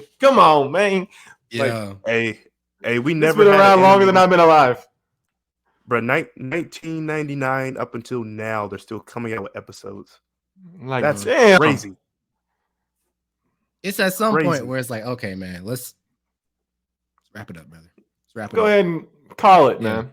Go ahead and call it. I love the journey though. I love the. Oh, it's 100%. Like, it's great. It's epic. Yeah, but like for sure. But people are gonna cancel me for it, but whatever. I feel like at least one person says some outlandish shit every episode. Bro. I don't know how the fuck we made it 33 episodes. Even Ellis has said some shit. As much as you don't want to fucking admit it. Oh no! I know what I said. Yeah, Ellis is not like we're the divisive people. We will say shit that pisses off communities. Ellis does not say shit that pisses people off until he accidentally does. Yeah, Ellis always accidentally does it. Ellis isn't like, I'm gonna say some wild shit. Ellis says it, and then you gotta think about it, and you like, damn, this nigga spitting, but he about to make somebody mad with it. Facts. Oh gosh.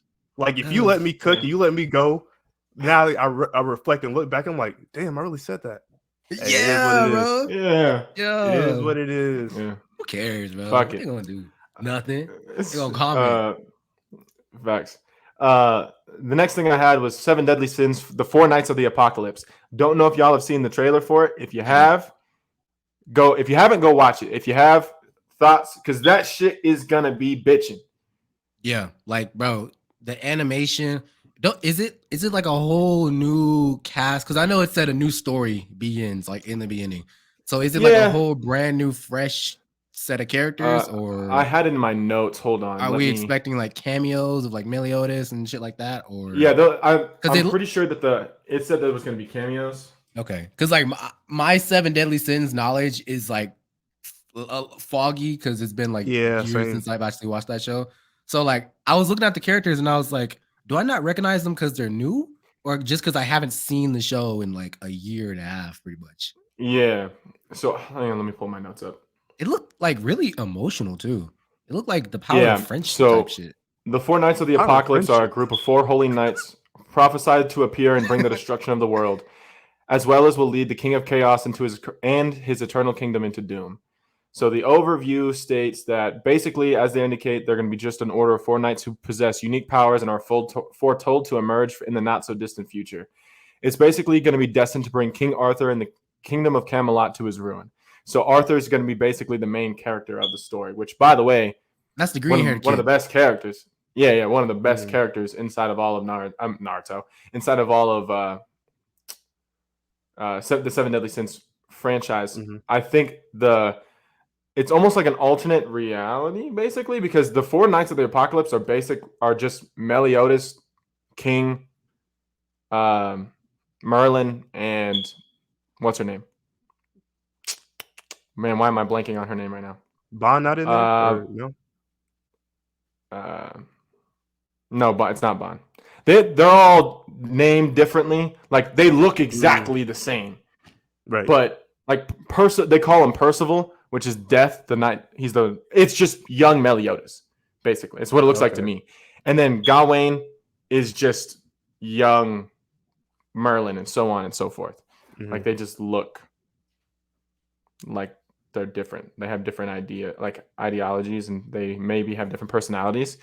But it's basically going to be like the 4 of them versus all of Camelot, and how King Arthur fights against them. Damn. Okay. Yeah. I think it's going to be a good story.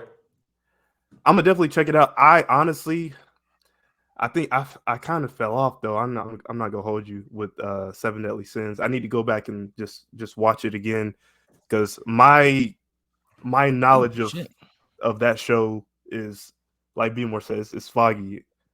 So I forget some of the characters and how the story ended where I left off. But I for sure gotta rewatch I need to. It's like, bro, real foggy. But yeah, I do remember Meliodas was a fucking dog. If I don't remember nothing else, bro. Remember, he was a fucking dog. Yeah, just I would go like refresh your memories on it. This is supposed to be super fucking good. Initial reviews on it are supposed to be super awesome. Nice. It's just going to be Lancelot, and I think is one of the names of the 4 horsemen as well. Meets up with Percival and all the other 4 horsemen, and they go fight King Arthur at Camelot. And Arthur, obviously not being like, doesn't have a bunch of holy power. Like, he's just a normal dude, but he has Excalibur that was given to him by Merlin, and so that makes him undefeatable in battle. Like, he cannot lose. So it's going to be like that's the power of, like, the sword was enchanted to whoever uses it in battle cannot lose. And so I'm interested to see how that plays out. So okay, so let me ask you this. What's up? So for the 7 Deadly Sins, would you say this isn't your new anime? Like, one of the best? New anime top 5? 100%. 100%. Okay. If you watch from the beginning all the way, like, there is always a character that will fit everybody's type, so to speak. Right. Like, if you like the quirky, but like, he goes from being super fun loving to super deadly cold main character, they have Meliodas. If you want like the super badass, basically the main character but side character, like the Sasuke of the group, basically, you have Bon, because Bon is like a dog. If you want the like overwhelmingly powerful guy who just doesn't ever use it to his fullest extent, and like constantly are waiting for his development into something more, then you have Escanor. Like, there's so many different characters and different plot lines, and then it has, like, the storyline is honestly heartbreaking, where you get to realize, like, the reason Meliodas is the way that he is. When you first initially meet him, you're like, why is this dude so perverted? And then you realize, like, he's been living this life for thousands of years, and every 30-something years, he meets Liz. He protects her as a kid. She grows up. She inevitably falls in love with him. He inevitably falls in love with her. Just for the curse to kick in, her die, he gets super cold, and then her get reincarnated again. That's his curse. Over and over and over and over. And he's been doing this every 30 years for thousands of years. So he's lived hundreds of lifetimes watching the love of his life die over and over and over and over. And he tries to stay away, but for whatever reason, fate will not allow him to, because his father, who's basically the devil, and her mother, who's basically God, cursed both of them, and they will not lift the curse. So she will always die and always will find him and will always fall in love with him, and he will always fall in love with her and have to witness her death and have to protect her every single time. It is one of the most in-depth storylines and such a heartbreaking tragedy when you realize how much pain Meliodas has to go through. Because at first you're just like, bro, why is he always groping on her? And then you realize like he may never see her for another 100 years. And then you're like, oh, I get it. I get it. So you just want to get enough. Man. It's deep, bro. It's deep. Check it out, bro. I'm just saying, like, the storyline's wicked, bro. All of the characters are super good. All of it. Yeah. Y'all check it out. Y'all check it out if you haven't watched good ass story, bro. Good ass story, speaking man. Of, speaking of swords, we gotta talk about Kagurabachi. Oh shit. We gotta talk about Kagurabachi, bro. Have y'all read it? Yeah. I haven't read. I did not finish it. I didn't finish it. So like, but I started. But I don't give a fuck about spoilers. It's all good. Yeah, like, no spoilers or anything. But it's basically about Chihiro. He's the son of a swordsmith, and that swordsmith is like one of the top swordsmiths in all of Japan, bro. Like, if not the top in the world, bro. And sorcerers pull up to his crib and kill him for 6 of the sacred swords that he built, that he imbued with sorcery. So it's literally like a revenge story of like Chihiro saying, where's the sorcerers? Because they're working with the Yakuza. So it's literally a revenge story of like, where's the sorcerers? Where's my dad's swords that he cared so much about, that he put his entire life into making? And when I tell you, I mean, like, not even 20 pages in the first chapter, bro. Like, this dude done sliced up about 30, 45 people standing in a pile of bodies and blood. Like, I don't know. Yeah. It's going to be good, bro. It might be one of them ones, man. Because it's not like a traditional shonen where it's like a happy-go-lucky character. It's like I think it's like Seinen, one of them, where it's like the character is more so like gritty, kind of tough, hard exterior, not a happy-go-lucky person at all. Like, he's like, I love stories like that too. I love stories like that, bro, because it's like you even get that vibe. Like, you see him as a kid, cool, and he's hanging out with his dad and stuff like that. And then it's kind of like a 2-year time skip. And he's pulling up to the Yakuza. He pulls up, he bop, bodies niggas because he saved somebody, because they're trying to, like, there's a whole organization going against the Yakuza. And they're like questioning this nigga, like, hey, like, take down your posters. And the nigga's like, no. He's like, all right, I'll kill your family. I'm gonna kill your little sister. And then Chihiro like opens the door. He's like, hey, is this the Yakuza? Nigga starts shot. Bro, one of the coldest manga panels I have seen is when it's literally him cutting somebody in half, but like his body is all blacked out and silhouetted, and you can only see his eyes. I'm like, dude, you know he's crazy. Cold, boy. Dude, and like he's standing in a pile of bodies. He's like, well, did what I needed to do. Ain't nothing here for me. On to the next one. On to the next one. I'm like, yo, this is so cold, bro. You want to know? I think. Go ahead. It's got potential, man. It's got potential to be one of the ones, man, for sure. The reason I liked it so far, and I didn't end up finishing it, because I think there's only one chapter, right? I only got like most of the way to the first chapter. I didn't know there was a second. I need to see the second one then. Yeah. So I only knew there was one chapter so far. I think the reason I'm starting to like it so much is, so we all connect with shonen animes because it's like, at the end of the day, everything's going to be okay. The main character always wins, blah, blah, blah, blah, blah. But as we go through life, which one of the things that I love about anime is that it will teach you lessons of life, right? Is like, friendship's important, never forget your family, never give up, blah, blah, blah, so on and so forth. This kind of anime gives me the vibe of like, no, there's some times where people just cross the line. Yep. And you as a grown man have to do something. You don't get a choice. You gotta handle it. Like, to him, there is no choice. Like, this is not like, I could let him get away with it. He's like, nah, like, there is no other option. I have to go. I have to do this. Yep. And that's what I like it, is because it's teaching, like, there are some times where you just got to box niggas. And that's just the way it is. Fact. Like, they stepped over the line and you got to do something about it. His dad was telling him, like, you have to bear the hardship of like being a swordsmith and knowing like when we make these swords, like, they're not always going to the right people. So that's another one of his motivations is that like he's bearing that hardship, but he doesn't want swords that like his dad has made to go into the wrong hands and killing innocent people. So he's actually Right. his moral code is really it makes sense. Solid. It makes sense. Like it ain't like Yeah. a dumb backstory. Like, no, bro just doesn't want his dad's swords being used for evil. Like Yeah. he thinks they He's gotta don't get his lick deserve back. them. Yeah, gotta get his Yeah. lick back. Revenge. Gotta get it. Gotta get it. Yeah. So I like it. I like it. There's been like talks that it's already in works of getting animated, but Bro, As that's it what should. scares know. me. That's what But- scares me. And I'll give my take after you done. go ahead, because I'm done. Yeah, bro. I love it. So no, yeah, I agree with y'all. I feel like the first chapter, I love revenge stories. I love when you give me characters like Kratos, when you Yep. give me characters Yeah. like Guts from Berserk. To this day, Fact. and I stand on this, Guts has Guts has the most tragic backstory in anime, in manga. Oh. Here, I put him up as number one for me. If and the revenge story is just darker, more grittier, more heavier. Like there is no happy. I'm sure we're gonna get some happy moments, some joking around here and there. But Yeah, it's a shonen. as far Got as to. this, as far as this story is going, though, I'm loving it. I'm loving the sword aspect. I'm loving how these dudes are using katanas, dealing with the yakuza. I feel like the author is taking bits and pieces of newer anime and putting them all into one.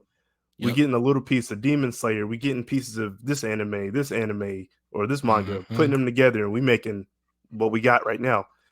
And like you said, with the main character, it's like in the beginning, he's learning swordsmithing with his dad, right? He's from what I'm seeing, he's a good kid. Like he's following what his father's doing. Like there's a good path, and then tragic story happens. He's a completely different dude, and he's on a mission to kill everybody. And that's what I was saying. You just got to go get your lick back, bro. You got to. I'm loving the way that it's going. The only thing that I'm scared of, I don't like when people put certain things to a high standard and when it comes out, it's mediocre. So this shit might be the best thing ever right now. But what if it hits a roadblock and people are just gonna talk shit about this? Like, yo, it could have been one of them ones. So I don't want it to overhype. And when it finally comes out, it reaches to a point where it's like, oh, this isn't what I thought it was gonna be. So I don't want that. That's what I'm scared about. Yeah, I know right now, Sons of Tokyo, shout out to y'all, because y'all actually did a great episode talking about recency bias.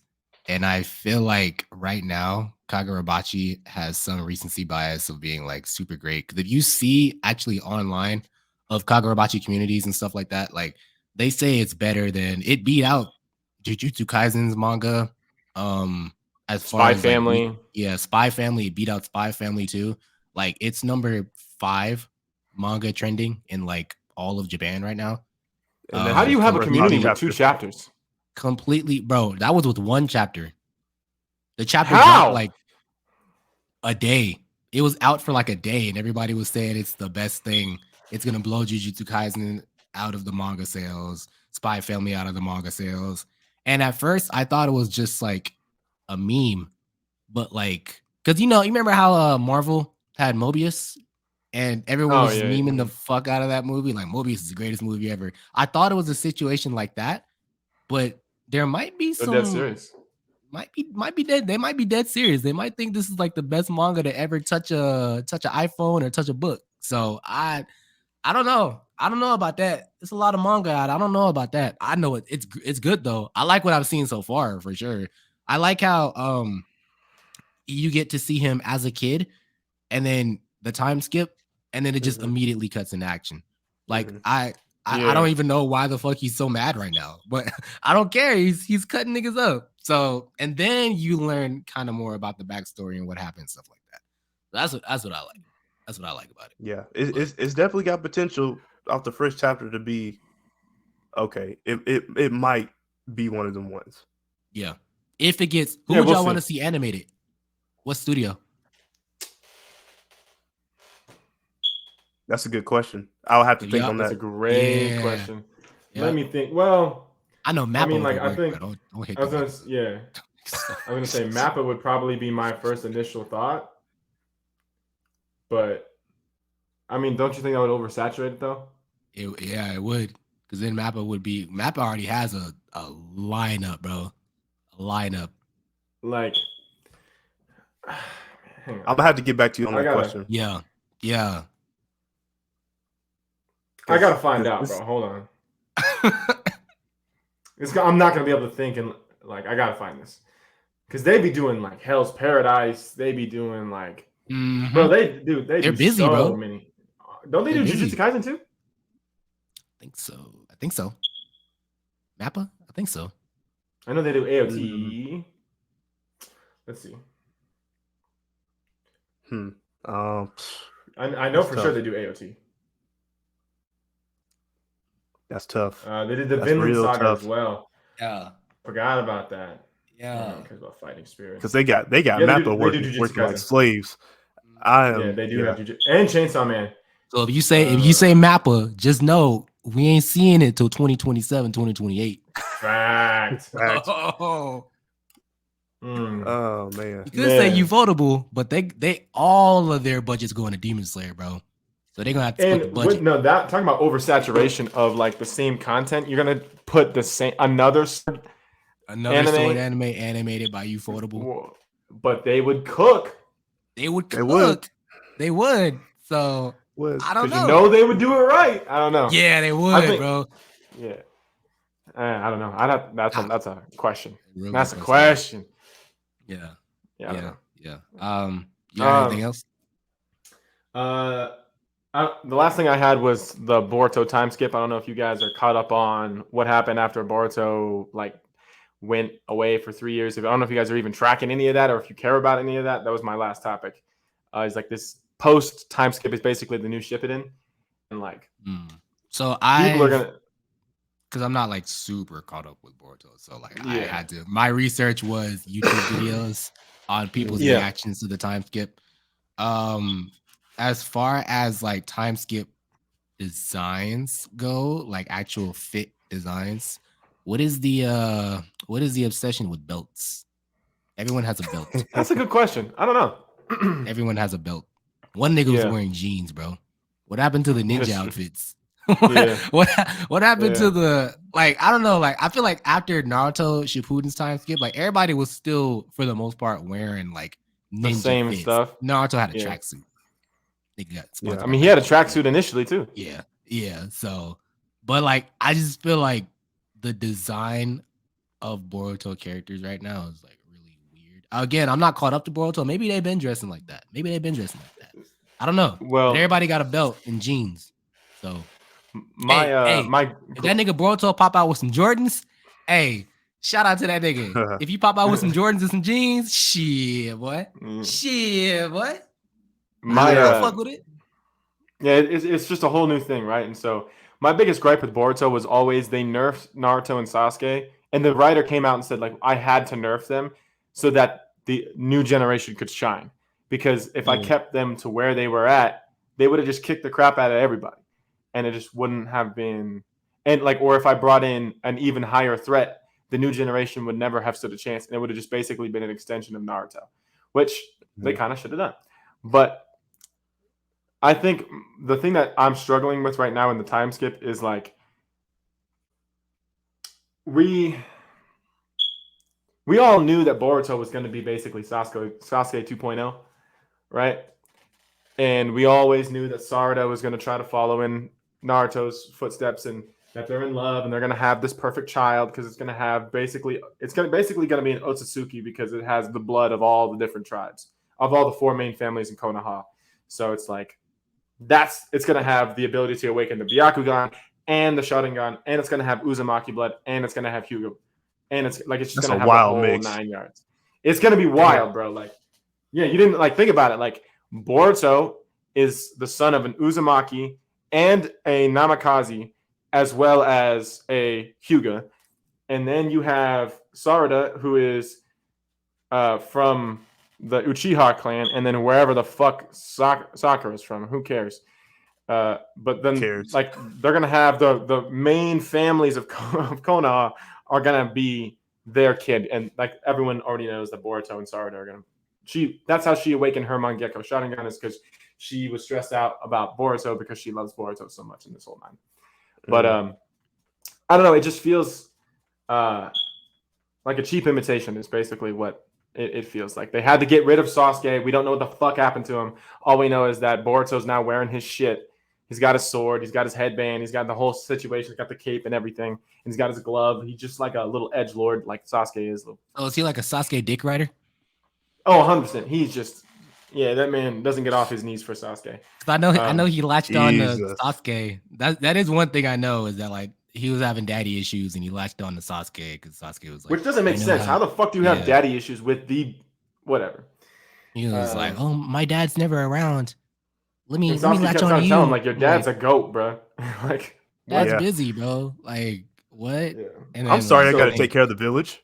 Yeah, I'm sorry, I have a fucking job, you stupid little fuck. Like, so basically, like, the time Sasuke and Boruto replaced Jiraiya and Naruto as this time skip. Like, we're gonna go train, develop something super badass, and then come back better than ever. Is basically the same. It's the same storyline. It's just retold with different characters. That's why I'm kind of like, because people are like, oh, it's gonna be so much better than Shippuden. Look, Boruto has this new Rasengan. Who fucking cares? Like, do you? I know you're like a hardcore Naruto fan. Do you think Boruto should even exist? Do you think they should have like called it after Shippuden? I think they should have called it after Shippuden. I'm not gonna lie. I'm not the greatest Naruto fan, but I love what Naruto did. I just can't stand that nigga Sasuke, and I don't like to focus on him. But if you separated him from the equation, I love Naruto. Diehard Naruto fan. But like, I just feel like it should have ended. Shippuden felt like the perfect like send off. Like, if I'm being a buck with you, I think Shippuden should have ended after the Pain arc. All the rest of it wasn't necessary. Yeah. It did lose like my attention when like aliens and shit started getting like introduced into it. I was like, what the fuck? Where's the ninjas?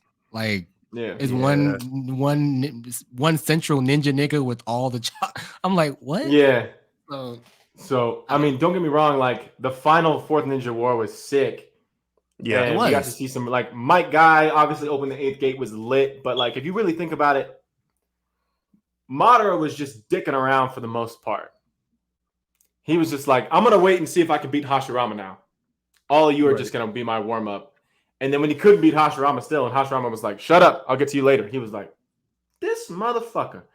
And he just sat down and was like, all right, fine. And so basically we just got to see like Naruto and Sasuke fight a bunch of other people, power up, and then fight Kaguya at the end. And like the whole final Kaguya fight was just weird. I don't know. It's just everything felt wrong. But Boruto feels really weird because Naruto does not look like how I thought Naruto would look as an adult. Yeah. And like no one really kept a good design in Boruto. Yeah. What I feel like everyone kind of got hoed with their designs. Tsunade, bruh, all them haircuts is trash. Tragic. Yeah. Naruto needs to fire whoever the fuck is cutting his hair, bro. And I don't know if you guys have seen like that mock. That shit's funny. Naruto gotta fight his barber. Naruto gotta fight his barber, bro. Give that nigga a shot to the face, bro. Yeah, bro. Oh my god. There's like a little edit. Yeah, have y'all seen that video where it's like I think it's like a black nigga doing a voiceover, but Shikamaru pulls up and he's like, my nigga, Naruto, these niggas, these different niggas. And Naruto's like, okay, I'll just hit him with a Rasengan. And Shikamaru was like, the niggas Rasengan resistant. And Naruto's like, my nigga, what? And Shikamaru was like, my nigga, Rasengans don't work. We already tried, bro. Niggas is dying out there. And Naruto was like thinking, he was like, Okay, but what makes the nigga Rasengan resistant is my question to you.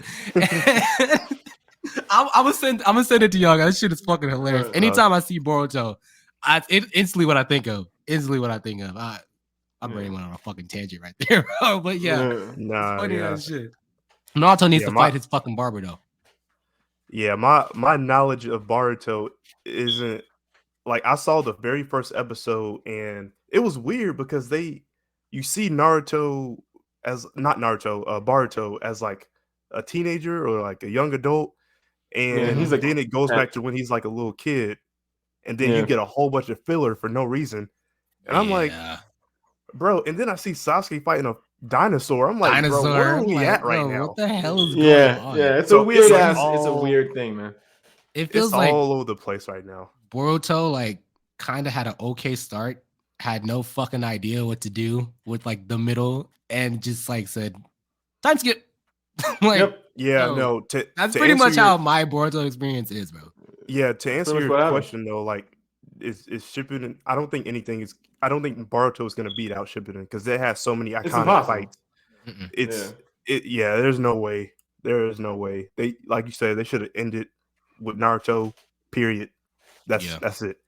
And then that would have been, or give us adventures like of him as an adult, but actually just like with just him. Like, I would let him be him. I would have preferred like fucking one-off episodes or something, bro. Boruto, like, do you think Boruto is like overhated, or do you think it deserves what it gets? No, I think a lot of niggas don't like bad. Boruto, bro. I'm being 100% honest. Yeah. Like if you type in Boruto on YouTube, a lot of them are like Boruto's trash, Boruto sucks. Here's why. Yeah. Have you ever that meme where it's like they take a piece of paper and they like copy it a million times and like the last copy is like barely visible? You know what I'm talking about? Mm-hmm. That's exactly what Naruto is. Like they just took it and they just recopied that bitch until it was barely recognizable. And they're like, hey, look, it's Boruto. It's like, nah, that's what? Like, it's just not. Yeah. In my opinion, it's just not it. Yeah. I don't know. Maybe I'll watch it. But properly hated is what. There's a bunch of shows that I just feel like don't need to be made. One of them, Ellis, I know you've heard about it. Dragonball Magic. That shit is literally Dragon Ball GT. Yeah, just let it go, bro. Just let it go, man.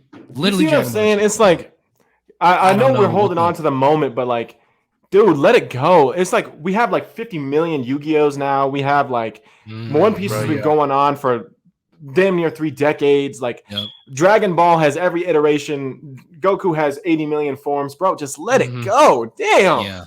Yeah. I think you just need to just call it. Just come up with something different. It's crazy because I know these studios are like, oh, we can get more money, bro. Like I swear to you, anime studios be like, you know what? The series is getting stale. Let's give him a kid. Let's do another one. Yeah. Let's give him a kid. Like, bro, that's all they do, bro. Like, fuck, bro. Facts. Dragon Ball should have. Dragon Ball, and like you said, Caleb, with your Naruto, Dragon Ball to me should have ended at the Buu saga completely. Oh, like, 100%. That was all we needed. Some people say that the OG Dragon Ball fans, the Cell saga should have ended with that. That would have been it. Yeah. So, like my argument for that is like, yes, Gohan was a fucking dog. Gohan was a beast, bro. He was a dog. Gohan was the coldest motherfucker in there. But like, if you actually think about what Gohan's goals are, it was not to be like Earth's main protector. Like since he was a kid, he was like, I want to be a scholar and shit like that. And I feel like if they did make him the main character, he would lose out on that scholar side. Because obviously, my nigga, if you train in the box like the strongest niggas in the universe, you're not gonna have time to do a fucking calculus test. Let's just be let's be 100% honest. But let's think about it though. Like, talk about the character development of him. Like, yes, let's say he doesn't want to do this. Like Goku wanted it, right? But that's what differentiated between the two. Is like some people are born great and other people have greatness thrust upon them. So it's like Goku was born to do this. And Gohan has to struggle with like, I don't want to do this, but I was basically born to I have to take this mantle. So that would have been an awesome character development arc for Gohan of like, all right, nigga, put down the books, go box this dude. You know what I'm saying? Like, you got to go.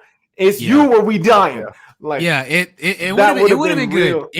It would have been good, but like, Oh It man, that's like just- my biggest regret in anime Yeah. history is like, why did you do my nigga Gohan like that? Why? Yeah. Talking about my favorite character of all time. That's my favorite character from Dragon Ball Z. Mm-hmm. Yeah. But to your point with the Dragon Ball Magic, I feel like they've kind of run out of ideas at this point, and just bro, like Akira Toriyama, I love you, bro. Just follow the manga. We Just need give that us arc. a continuation of Super. Yes, That's all we're we fucking need asking for, bro. we need that arc of what was his name, Moro? Moro, bro. The Moro arc, if that whole got animated, It's a wrap. oh my gosh, it'd be over. It's a wrap. It'd be over.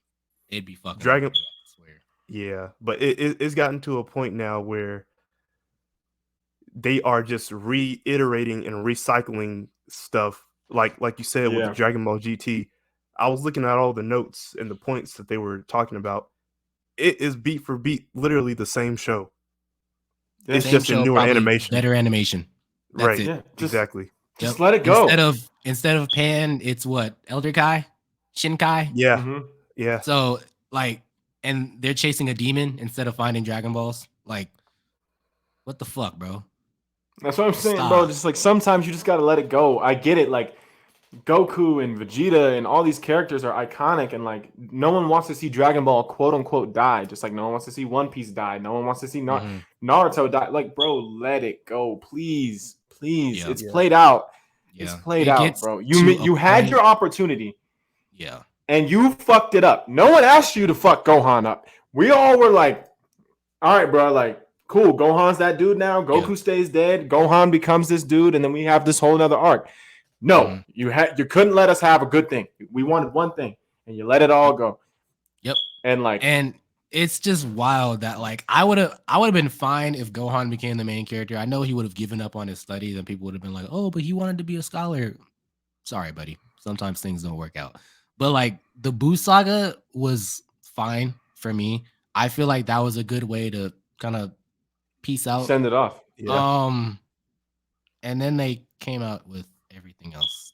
And like Yeah. Super gave us Don't get me wrong, us there's- some great moments though. Super gave us some I was great gonna say, moments, don't get me wrong. There's been Yeah. some moments where I'm like, Yeah. dude. for sure. But like overall, it's just like, bro, like 90% of it is just fluff. And I'm like, why?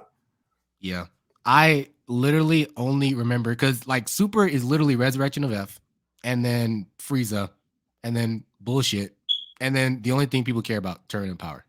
Like, Oh Yeah. yeah. Another for thing. sure. Another thing. Stop bringing back Frieza, please. Talk to him, Ellis. Oh my Talk to him. god. Oh, Bro, we got talk about so piss many- off a community. All right, Ellis, you Bro. fucked up. Go ahead now. No, to I him. didn't fuck up. I didn't fuck up at all. Look, Frieza. I'm getting sick and tired of these reiterations of Frieza. Black Frieza, yeah, he cold, but bro, I'm getting tired of you coming back, one up in Goku and Vegeta, and they at they peak right at this point, and you just clothesline them, and that's a wrap. What type of story is that? See? Like, It's the same thing. think of a new enemy. Yep. We need something else. Stop using Cell. We seen Cell in Dragon Ball. What was that one with the Gohan and Piccolo? Dragon Ball Hero. Superheroes. Your hero? Yeah. Bro, Yeah. stop using Frieza. Please. We're getting tired of seeing this man. I remember when I first seen Frieza, and I was legit scared of this dude. Now Oh, I just think 100%. of him like it's whatever now. Oh, he's Yeah. back. Like, So yeah, Guess who's back? yeah. We need new enemies. We need new stories. Mhm. Akira Toriyama, for I told sure. you, like, bro, you that dude. You made one of the greatest anime of all time. Arguably this the story- greatest. Arguably the greatest. But at this point, this story is like, what are we doing? Yep. So Yep. That's 100%. that's my It's take. Like, and it just bothers me. It bothers me how this nigga, since you bring up Frieza, it bothers me how this motherfucker just pulled up and literally bodied the person that they were fighting for the past like 50 fucking chapters in it literally makes one no hit. sense. And legit clothesline the fuck out of Vegeta's strongest form and Goku's strongest form. Like, what are we doing? What are we doing? Is he just gonna keep being the main villain? Is Frieza just the big bad villain of Dragon Ball? Like, I don't know. Yeah. I don't know. They need to bring back. He's coming back like Bowser at this point, bro. Bro, Facts, bro. Like Frieza, and I'm like, dude, just let it. At this point, just let it go. It's like, okay. It's all right. It is, but if they did get rid of Frieza, I think Vegeta should be the one to do it. I for sure think Vegeta should be 100%. 100%. Get rid of that nigga, bro. And granted, put him in the grave and make sure he can't come back. Damn. Yep. Yeah. Yep. I'm telling you, Dragon Ball, like they're what they did with Broly, how they kind of like revamped Broly, that was good. That was bringing old character back and putting him actually in like the manga stuff and stuff like that. Mm-hmm. Could y'all see Boo as like a potential like rehash reincarnation? Villain? Yeah, like I don't want that either. I don't want that either. I don't want no look, because think about it. Frieza already came back, Cell already came back. Boo's chilling, but I mean, Boo could just hear me out. Just hear me out, man. I get it. Like, it's our childhood. It's something we love. It's something we care about, bro. Put Dragon Ball and One Piece and Naruto to bed. Stop fucking with it. Just let it go. Come up with an awesome ending. Do something epic. Let it go away. It happens to like every show.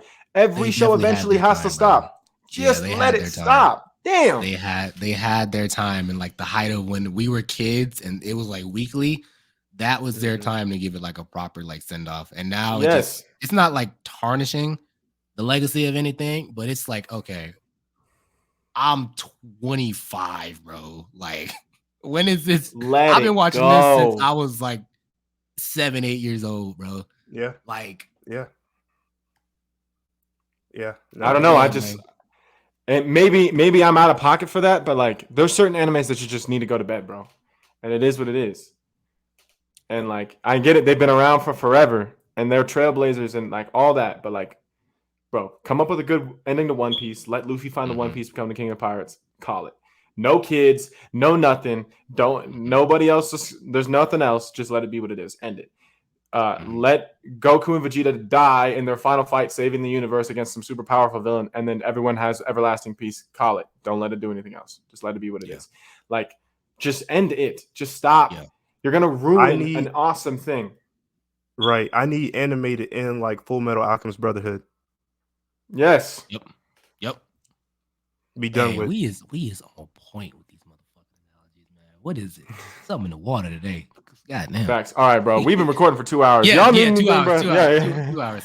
Y'all got any final things? Yeah. I ain't got nothing. Ellis, you got anything? One more thing, just to point out, the 2 new episodes of Bleach came out last couple of days. It is over. Squad Zero is not to be fucked with.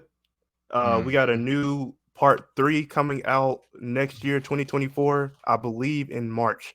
So, yeah, that's all. Cool, man. All right. Well, it's been episode 33 of Actual Anime Podcast. Spotify, Google Podcasts, Anchor, Apple Podcasts, YouTube, wherever y'all want to find us, we here. Appreciate y'all. Deuces. See y'all in 2 weeks. See you. Bitch, I'm the go feel like I walk on water.